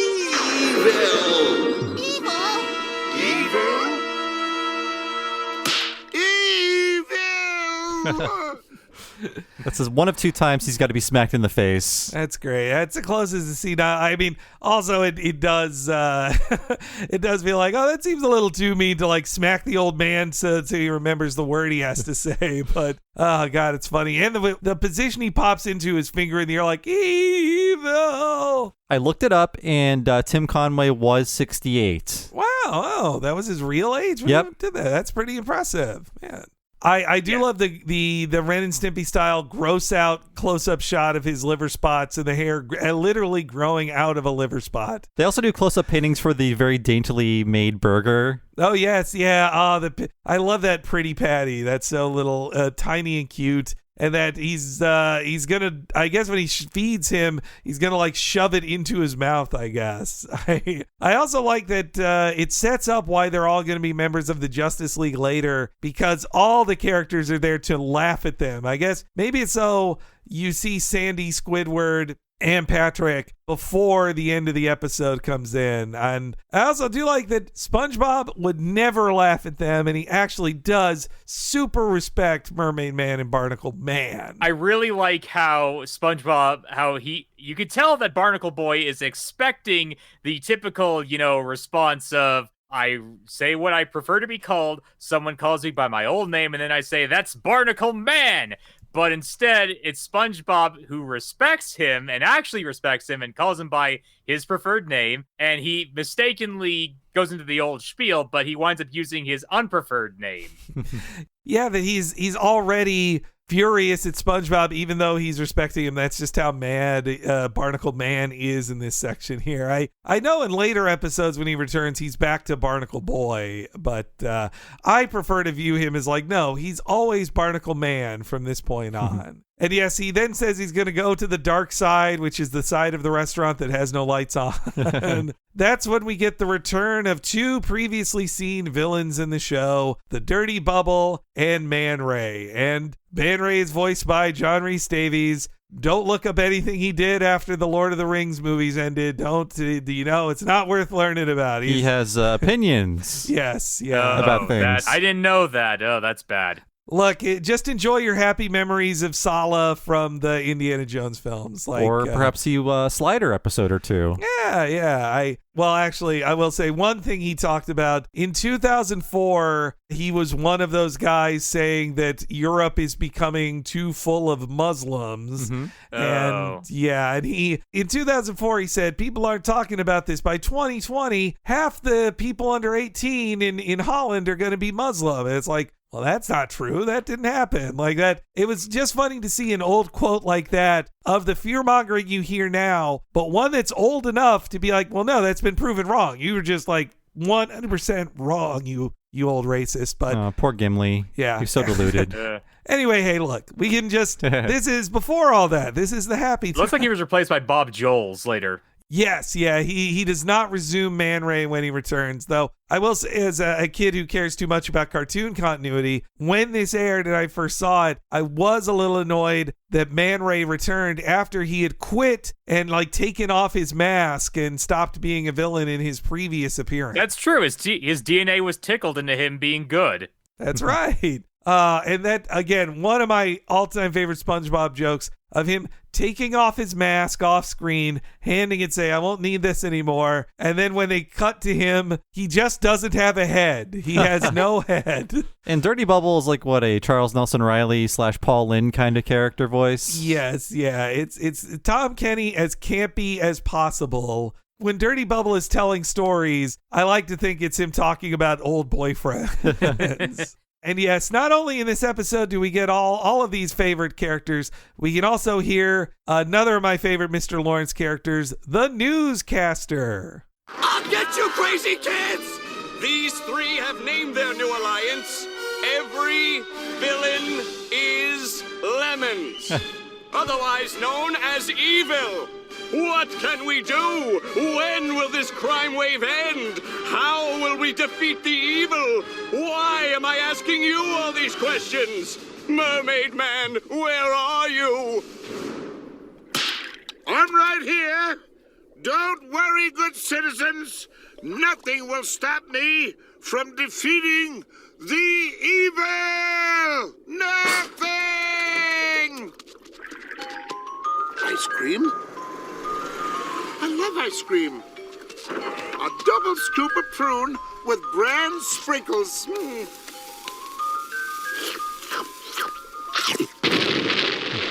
Goes right through me every time. Another poop joke. Yep. Some trivia here that I didn't know. So in the original episode of Dirty Bubble, he was voiced by Charles Nelson Riley. Oh, wow. Yeah. I forgot. Or That's really is just an impression of Charles Nelson Riley. Yeah, which is basically, if you think of Roger from American Dad, that is the same kind of voice. Mm-hmm. Oh, that's interesting. I like to, old people can't eat ice cream. It really will go right through them. Your guts can't take it. It is prune and bran. Nah, that's true. Yeah, that's really why. They got to make a joke about him being old even when he's enjoying an ice cream. What are two foods that old people eat? Prunes and bran. Yeah, let's go with that. I think all the old people who ate prunes are now dead, so we can't make prune jokes anymore. I know. What good are they? The elderly now don't eat that. Have foodies now resurrected prunes? That'd be something. Like Brussels sprouts are now good. I wonder if prunes are coming back. I haven't heard of it. I don't know. I watch a few of those guys cooking things channels on YouTube, and I haven't seen them attack prunes yet. Actually, the brand thing reminds me of, again, another of my favorite visual gags in another SpongeBob. Of SpongeBob thinks an old man has recognized him, but he just thinks SpongeBob is the box of bran flakes that he saw on a commercial. I will also say about Mr. Lawrence's announcer voice is that I love it whenever he starts to go on big questioning tangents, and then he just ends it up with a really sort of meta question of, why am I asking you all these things? Yeah. He's a Monty Python style flapping lip photograph of a fish too. That's extra funny. And in fact, his name is Realistic Fish Head, if I recall correctly. Oh yeah. Oh, that's awesome. I didn't know that. Oh man. Yeah, remember he introduced himself one time as, I'm a realistic fish head. That's right. Oh god, that's so good. I did enjoy the bad acronym of every evil is lemons. Yeah, and every villain is lemons. And then they make a logo of an evil lemon with the tentacles coming out of it. That's great. I can only assume that the writers were just sitting around going, okay. We need an acronym for evil. What do we do? Every villain is lucky? No. Every villain is lemons. Yeah, let's do that. They salvaged it with that logo, I think. I love that. And just also the way that Lawrence screams lemons is that's funny too. So yes, seemingly all is lost because Mermaidman has no one to help him, but he's got new friends. You can't give up. What if we help you? No, that's a terrible idea. But what if you help me? Okay. So, who wants to save the world? I do. I do. I don't. Oh, yes, you do. No world means no money. Now, go save the world, or you're fired. Then it's settled. To the Mermalair. Wow, the Mermalair. These costumes belong to the original International Justice League of Super Acquaintances. Wow, the IJLSA were the most heroic heroes ever. And you had the best lunchbox, too. Once you put on these costumes, their fantastic powers will become yours. Wow, I didn't think superpowers worked that way. Sure. Powers all in a costume. Why else would we run around in colored undies? I can think of 3 good reasons. Squidward is horny in this one. What's he doing in colored undies at Makeout Reef? I know. Yeah. It's such a great gag because him saying 3 good things, it's like instead of I can think of something, or I can think, to have it be specifically 3 good things, you're trying to wonder what are these 3 specific things Squidward likes doing in colored underwear. One has to be playing the clarinet. I think so, yeah. But yeah, it's also great that Squidward is forced to join the team because otherwise he would not help anyone. And if you're going to have 4 other characters team up with Mermaidman, it has to be SpongeBob, Patrick, Sandy, and Squidward. That's who it's going to be. Although Sandy sadly doesn't get a lot to do in this episode, even though she should be. Yeah. She should be like the best fighter on the team, honestly. Though, in a way, it is an accurate tribute to 60s and 70s comic books in that she becomes the invisible girl that you don't see and is just off camera. And she's hit by a boatmobile. Yeah, that's great that everybody else fucks up on their own way. She doesn't mess up in a way that is her fault. She gets hit while invisible from a person who couldn't see her. And we'll get to it later, but I really like the invisible joke with her where she falls, but she falls way... You look at where she would be falling from the cliff, and it's just... Her scream just goes on too long. It's one of those nice little visual gags, which they would perfect in a later episode where they just straight up have invisibility spray. Oh, the prank. Yeah, I think that's the last aired episode of the Hillenburg era. Yeah. Live nude pranksters. I love that one. And also, yeah, the lunchbox is drawn just to look like the classic Alex Toth Super Friends lineup shot. It's actually interesting how it's called the International Justice League of Super Acquaintances, which is a combination of the International Justice League and the Super Friends, but they can't call them the Super Friends because I assume that Super Friends was had more copyright around it, so they call it the Super Acquaintances. However, I did watch a later episode called the Bad Guy Club for Villains, and that episode also has this same team in it, but their original versions. And what's interesting about that episode is that Mermaidman is voiced by Ernest Borgnine in that episode, and he's a lot younger, so it's kind of weird hearing his voice come from a young Mermaidman. But what's actually interesting is he calls the team the International Justice Lodge of Super Acquaintances. So I'm guessing someone got a note. I mean, that is good to know because I was wondering, like, how do they just get to say Justice League? Yeah. Yeah. It should be, yeah. I think that sounds like somebody gave them a note or there was a potential cease and desist in the air. Which is funny because the use of the word Justice League the second time in this episode is followed by them recognizing that Viacom owns every part of it. Yeah.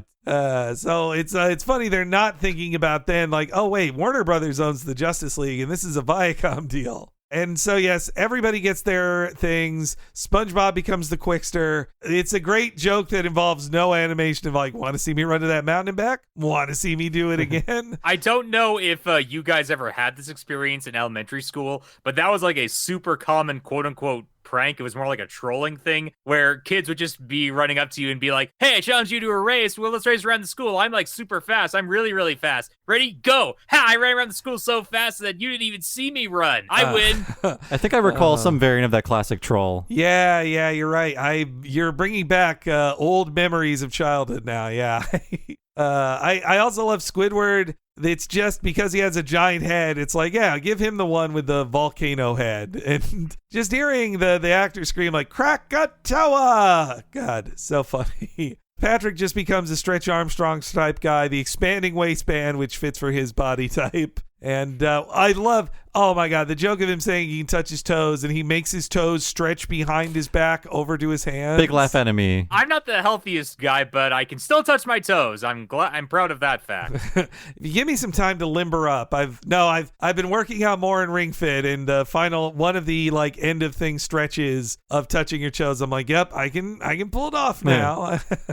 And Sandy is Miss Appear, the invisible woman, and her very 70s getup she's got on. Oh, and the design behind her too, the background, and I like her like sassy pose. Like Sandy's having fun with it. Yeah, I don't like what she says though. Like, does this make me look fat? I don't think Sandy would say that, especially when she wears a much more bulky like diving suit for the majority of her appearances. Yeah, Devin, you're right. That's a rare whiff on a Sandy joke because usually Sandy is in opposition to sexist jokes. Like, I mean, in the Great Snail Race, I love when SpongeBob says, I'm calling you a girl to demean you. And then it cuts to Sandy saying like, I don't know why, but I'm going to kick SpongeBob's butt tomorrow. I guess it is a kind of fun take on a stereotypical woman line where she says that, but then she disappears. So you can't see anything. But true. It's kind of a whiff. I think I would like this joke better if she said something like, does this bring out my eyes or something like that? Because, does this make me look fat? That just seems a bit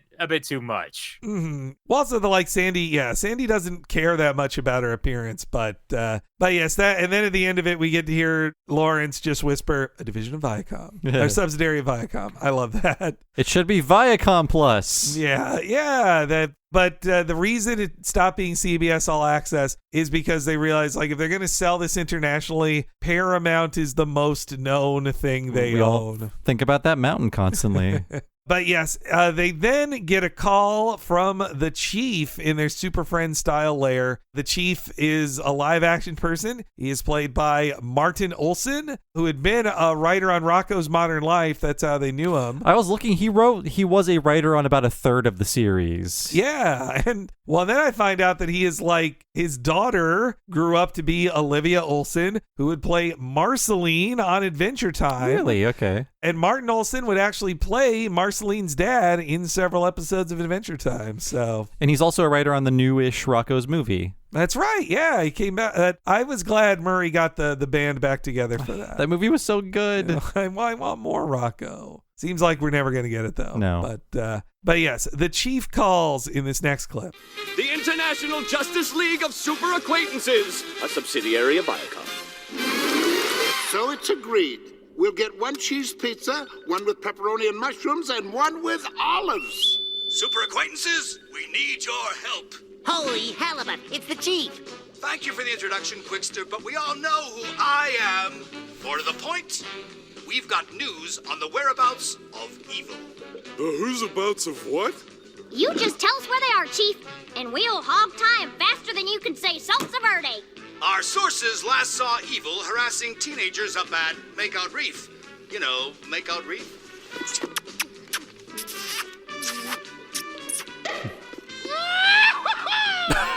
Flop and flounder, Mermaidman. Makeout Reef. Those fiends attacking hormonally stressed out children. on Make Out Reef. Good times, good times. To Make Out Reef! Away! Does this mean we're not getting pizza? I had to turn on captions to hear to see what Mermaidman was saying, but attacking hormonally stressed out children. That's a great line. Mermaidman's very sex positive. He wants those teens to have a good time and not just be judged by evil. I mean, I again love that Squidward remembers good times at Makeout Reef. Good times. In my fan canon, he's making out with Squilliam. That him and Squilliam are exes, and that's why they hate each other so much. Yeah, I could see that. Squidward is egotistical enough to only love himself. Mm-hmm. And so why not a version of himself who just has a rich and oily unibrow?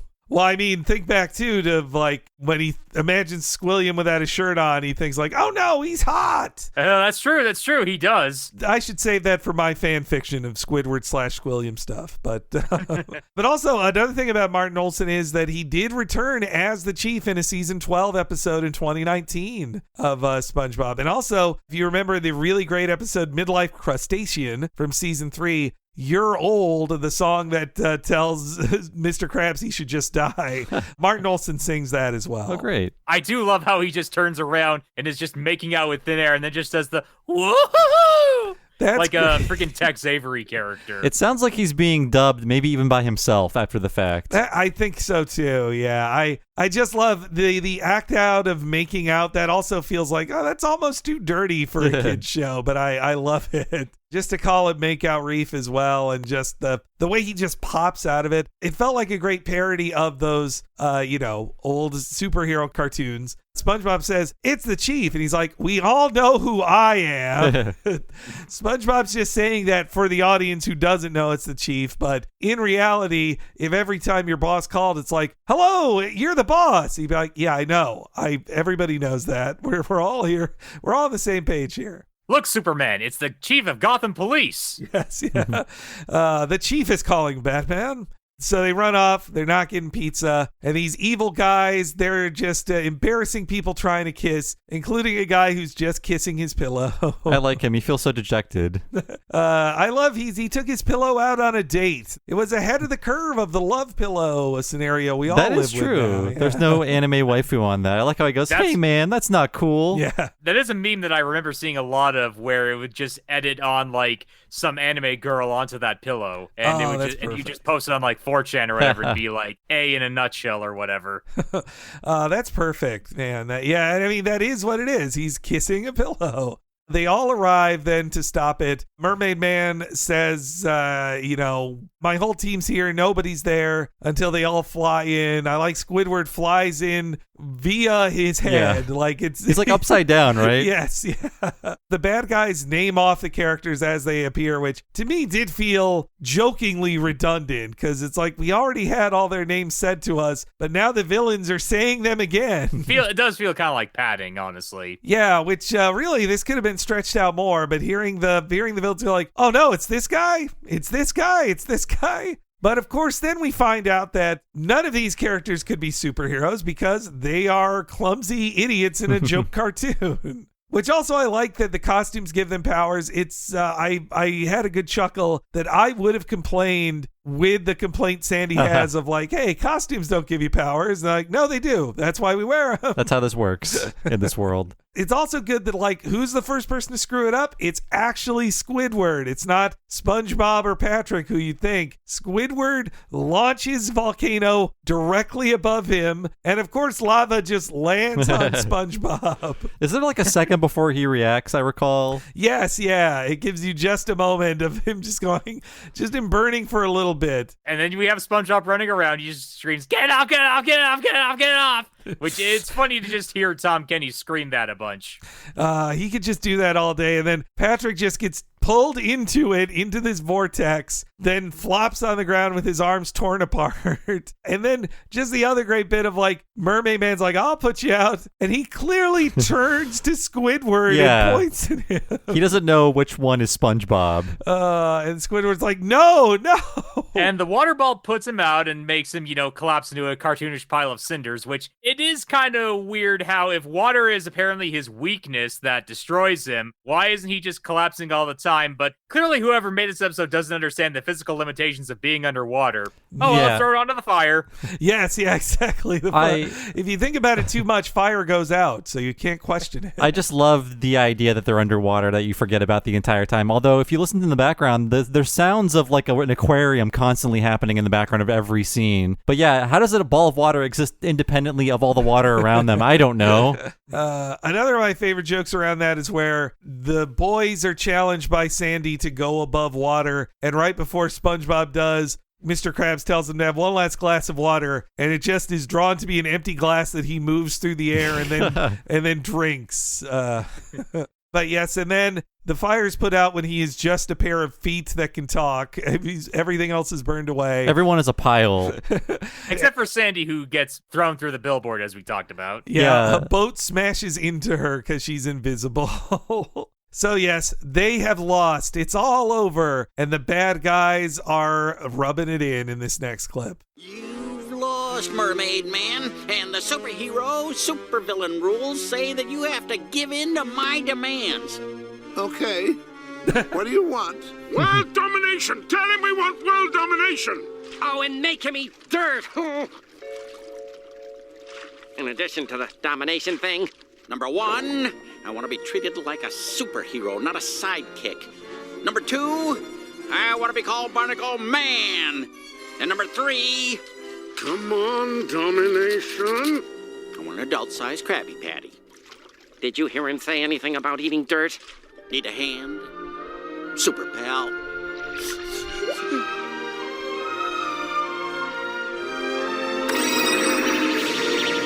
Good to have you back on the side of justice, Kyle. Let's go get you that Krabby Patty. Was that it? God, I feel sick. Oh, this reminds me of the time I went to Cancun with the killer shrimp. Oh, they had these papaya drinks that were to die for. That has to be a gay vacation that Dirty Bubble went on there. I think so. That or he filmed a 1970s style Paul Lynde variety hour with him. I mean, it could be both of those things. They turn their gay vacation into a variety hour. I also like that Bubble has a real fetish for making people eat dirt. I mean, he is the Dirty Bubble, which I guess if this and Bubble Buddy are to be canonized, then I guess Bubbles can just be sentient in this universe. Oh, that's true, yeah. Well, then you have to wonder, what is inside that Dirty Bubble? Let's say dirt. Let's just say it's dirt. I'm sure the internal logic, if you ask them behind the scenes, they'd say, like, yeah, it's a fart. The Dirty Bubble is a fart underwater. But I also, again, when they shake their hands, too, I like that it's, a Batman 66 style wham on screen, except it's friend. So good. His name is Kyle. Yeah, it's sweet. His real name's Kyle, that he called him by his real. Well, these guys are like, they're also long-term companions of these pair of guys. Try to avoid making an ambiguously gay duo joke. I mean, yeah, that's the ambiguously gay duo is these guys. Like, really, I think I said it in the last one, but the cartoon that Robert Smigel was mocking wasn't a Batman and Robin cartoon. It was an Aquaman and a Green Lantern cartoon. I consider Barnacleboy to be his caretaker, though. At this point, yes, yeah. But yes, we have one last shot of Barnacle Man gets the Krabby Patty he wanted. How is that adult-sized Krabby Patty treating you, Barnacle Man? Actually, it's pretty big. I'm not sure I can finish the whole thing.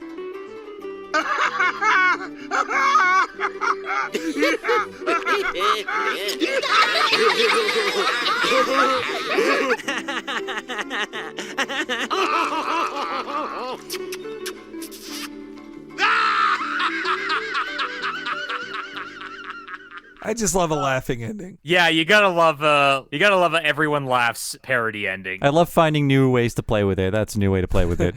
Circa 2002. And of course, seeing all of the incredibly injured Justice League characters slip into frame next to them laughing too is so great. And I guess that was intended to be the finale for those characters, right? They never appeared in another Hillenburg one. Mermaidman is mentioned by name in an episode after this, but this was their last one. I mean, where do you go with them after this? Like I think in the later episodes, they maybe did find some interesting stuff to do with them. There's always new jokes to do about superheroes. The original team assumed, well, this will be the last time we use them because we're done. Yes. And I was reading in it, apparently they were a team until their last episode with them was 2012, I believe, which is the same year that Borgnine passed away. I mean, that's a hard one to recast. Like, Borgnine is perfection. I still love that Borgnine, in his old years, he was like, I'll play this old kook, yeah. He has such a great, just old-timey voice to him, and he is a real fun, admittedly, you are making fun of a guy with dementia almost, but he has a real good way of handling it, I feel. And also, Barnacle Man, that's why he is so slim. If you eat that whole Krabby Patty, you're gonna put on, well, as we know, it all goes to your thighs if you eat too much at once. And then you blow up. That episode actually is a funny thing in my marriage, because if I admit that I like something that I said before I don't like, my husband will say to me, you like Krabby Patties, don't you? I go now he only just needs to do the smile that SpongeBob does, and I know he's going to say, yeah, I like this smile and lean forward. It's so great. Yeah, that's so I've been memed in my own life with SpongeBob in the sweetest way. Yeah, but this episode has a nice little roundabout way of it ending, where Barnacleboy thinks he wants one thing, but then when he actually gets it, he actually doesn't want it. All that for nothing. I love that. At the end of the day, a great SpongeBob episode needs to end with nothing learned and nothing improved. Everything's the same. Back to ground zero. Yeah, and we all just laugh about it, and we cut to the guy in the pillow laughing about it, the guy in the jail's laughing about it, and the chief laughing about it. And it's summer of 2002. We need to laugh. We all don't need we, folks? To laugh. Yes. Yeah. Oh boy, do we. And you know what? It's the spring of 2021. Yeah, we all need to laugh now too, as well. Nearly 20 years later, we're in need of laughter. Sadly, we'll always be in need of it, I think. But yeah, the second half of this is a really great episode too. But the Chocolate with Nuts, again, tied for my all-time favorite. It's just pure classic SpongeBob. Really going back through Paramount Plus, every episode of season 3, I'm just like, God damn, I love all of these. It's maybe one of the best runs of episodes I've ever seen from a cartoon show. Mm-hmm. Oh, definitely. And I would say Chocolate with Nuts is my favorite episode of SpongeBob. Mermaidman Barnacleboy 5, not quite as good as Chocolate with Nuts, but still a very fun episode. I think it would have been better as a 22-minute special or something like that, but it's fine as it is. My second favorite episode is, I forget what it is, but it's the one where he breaks his butt. Yes, yeah. And you should also definitely look up that one if you can, because its ending still gets a laugh out of me. And if you don't know how it ends, then give it a try and see for yourself. Yeah, I like the first one a lot more. The second one is still great. I wanted more of Mermaidman being confused and screaming. More screaming. Too lucid. It's true. He took his medication that day.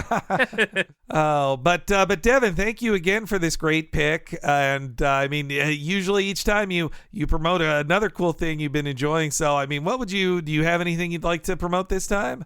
Honestly, I don't really have anything to promote this time, unfortunately. I've mostly just been playing some video games and watching some anime. Recently just got done watching Mr. Osumatsu, which is the sequel to Osamatsu-kun, which I know you know, Henry. Oh, yeah. Is that the 80s one? The Mr. Osumatsu? Or oh, no, that's the... No, that was made in 2016 or something, and it's them grown up. Right. I haven't watched as much of that one, but I watched the 80s one, a few episodes of that. It's good. There are some, I think you pointed it out in our Discord. There are some things that haven't aged as well in there, but... Yeah, I mentioned that in the Discord, which I won't go into it. It's bad, I'll say that much. But a good localization. Good localization, yeah. I guess, if you're not a patron yet, the Discord, we don't talk that up enough, but it's a great little community we got in there with all our patrons. Yeah, it's jamming, and it's people are constantly talking, and I'm digging it. Yeah. But thank you so much again, Devin, for all of your support and for another just great pick of an episode to do. Next time, perhaps it shall be Laverne and Shirley in the Army. Oh, boy, Perhaps please. next time it will be. It's time. It's time already. The time has come. But thank you so much again, Devin. All right. Talk to you guys later.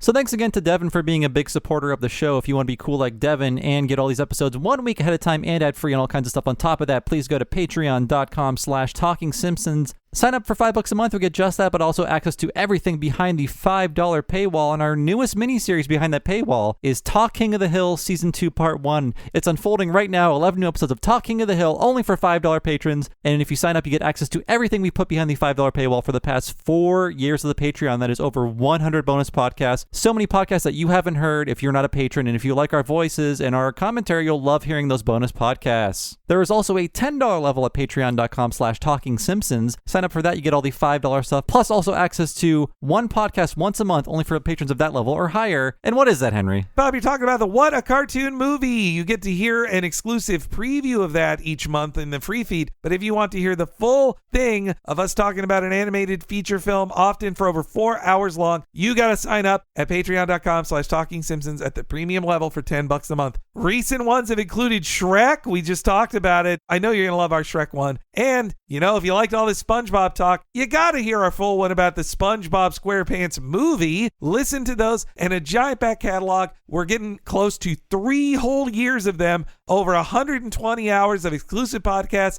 in addition to all of the other $5 stuff Bob just mentioned. You want to sign up today for $10 a month at patreon.com/TalkingSimpsons to hear everything. So I've been one of your hosts, Bob Mackey. You can find me on Twitter as Bob Servo. My other podcast is Retronauts. That's a classic gaming podcast about old video games. Find that wherever you find podcasts, or go to patreon.com/Retronauts. Sign up there for 2 full-length exclusive episodes every month. Henry, what about you? You can follow Henry Gilbert on Twitter at HENEREYG.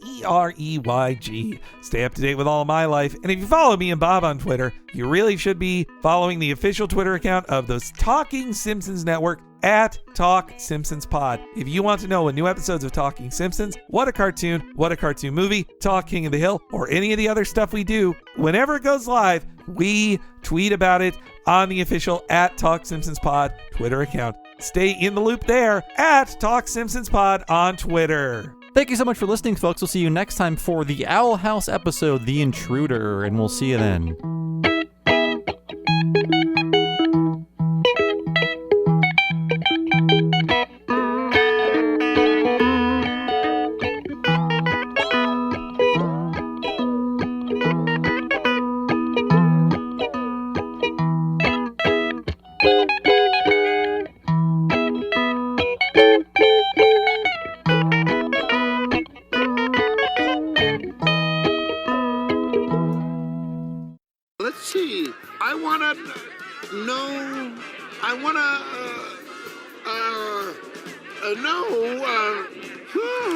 Sir, will you please order already? You're holding up the line.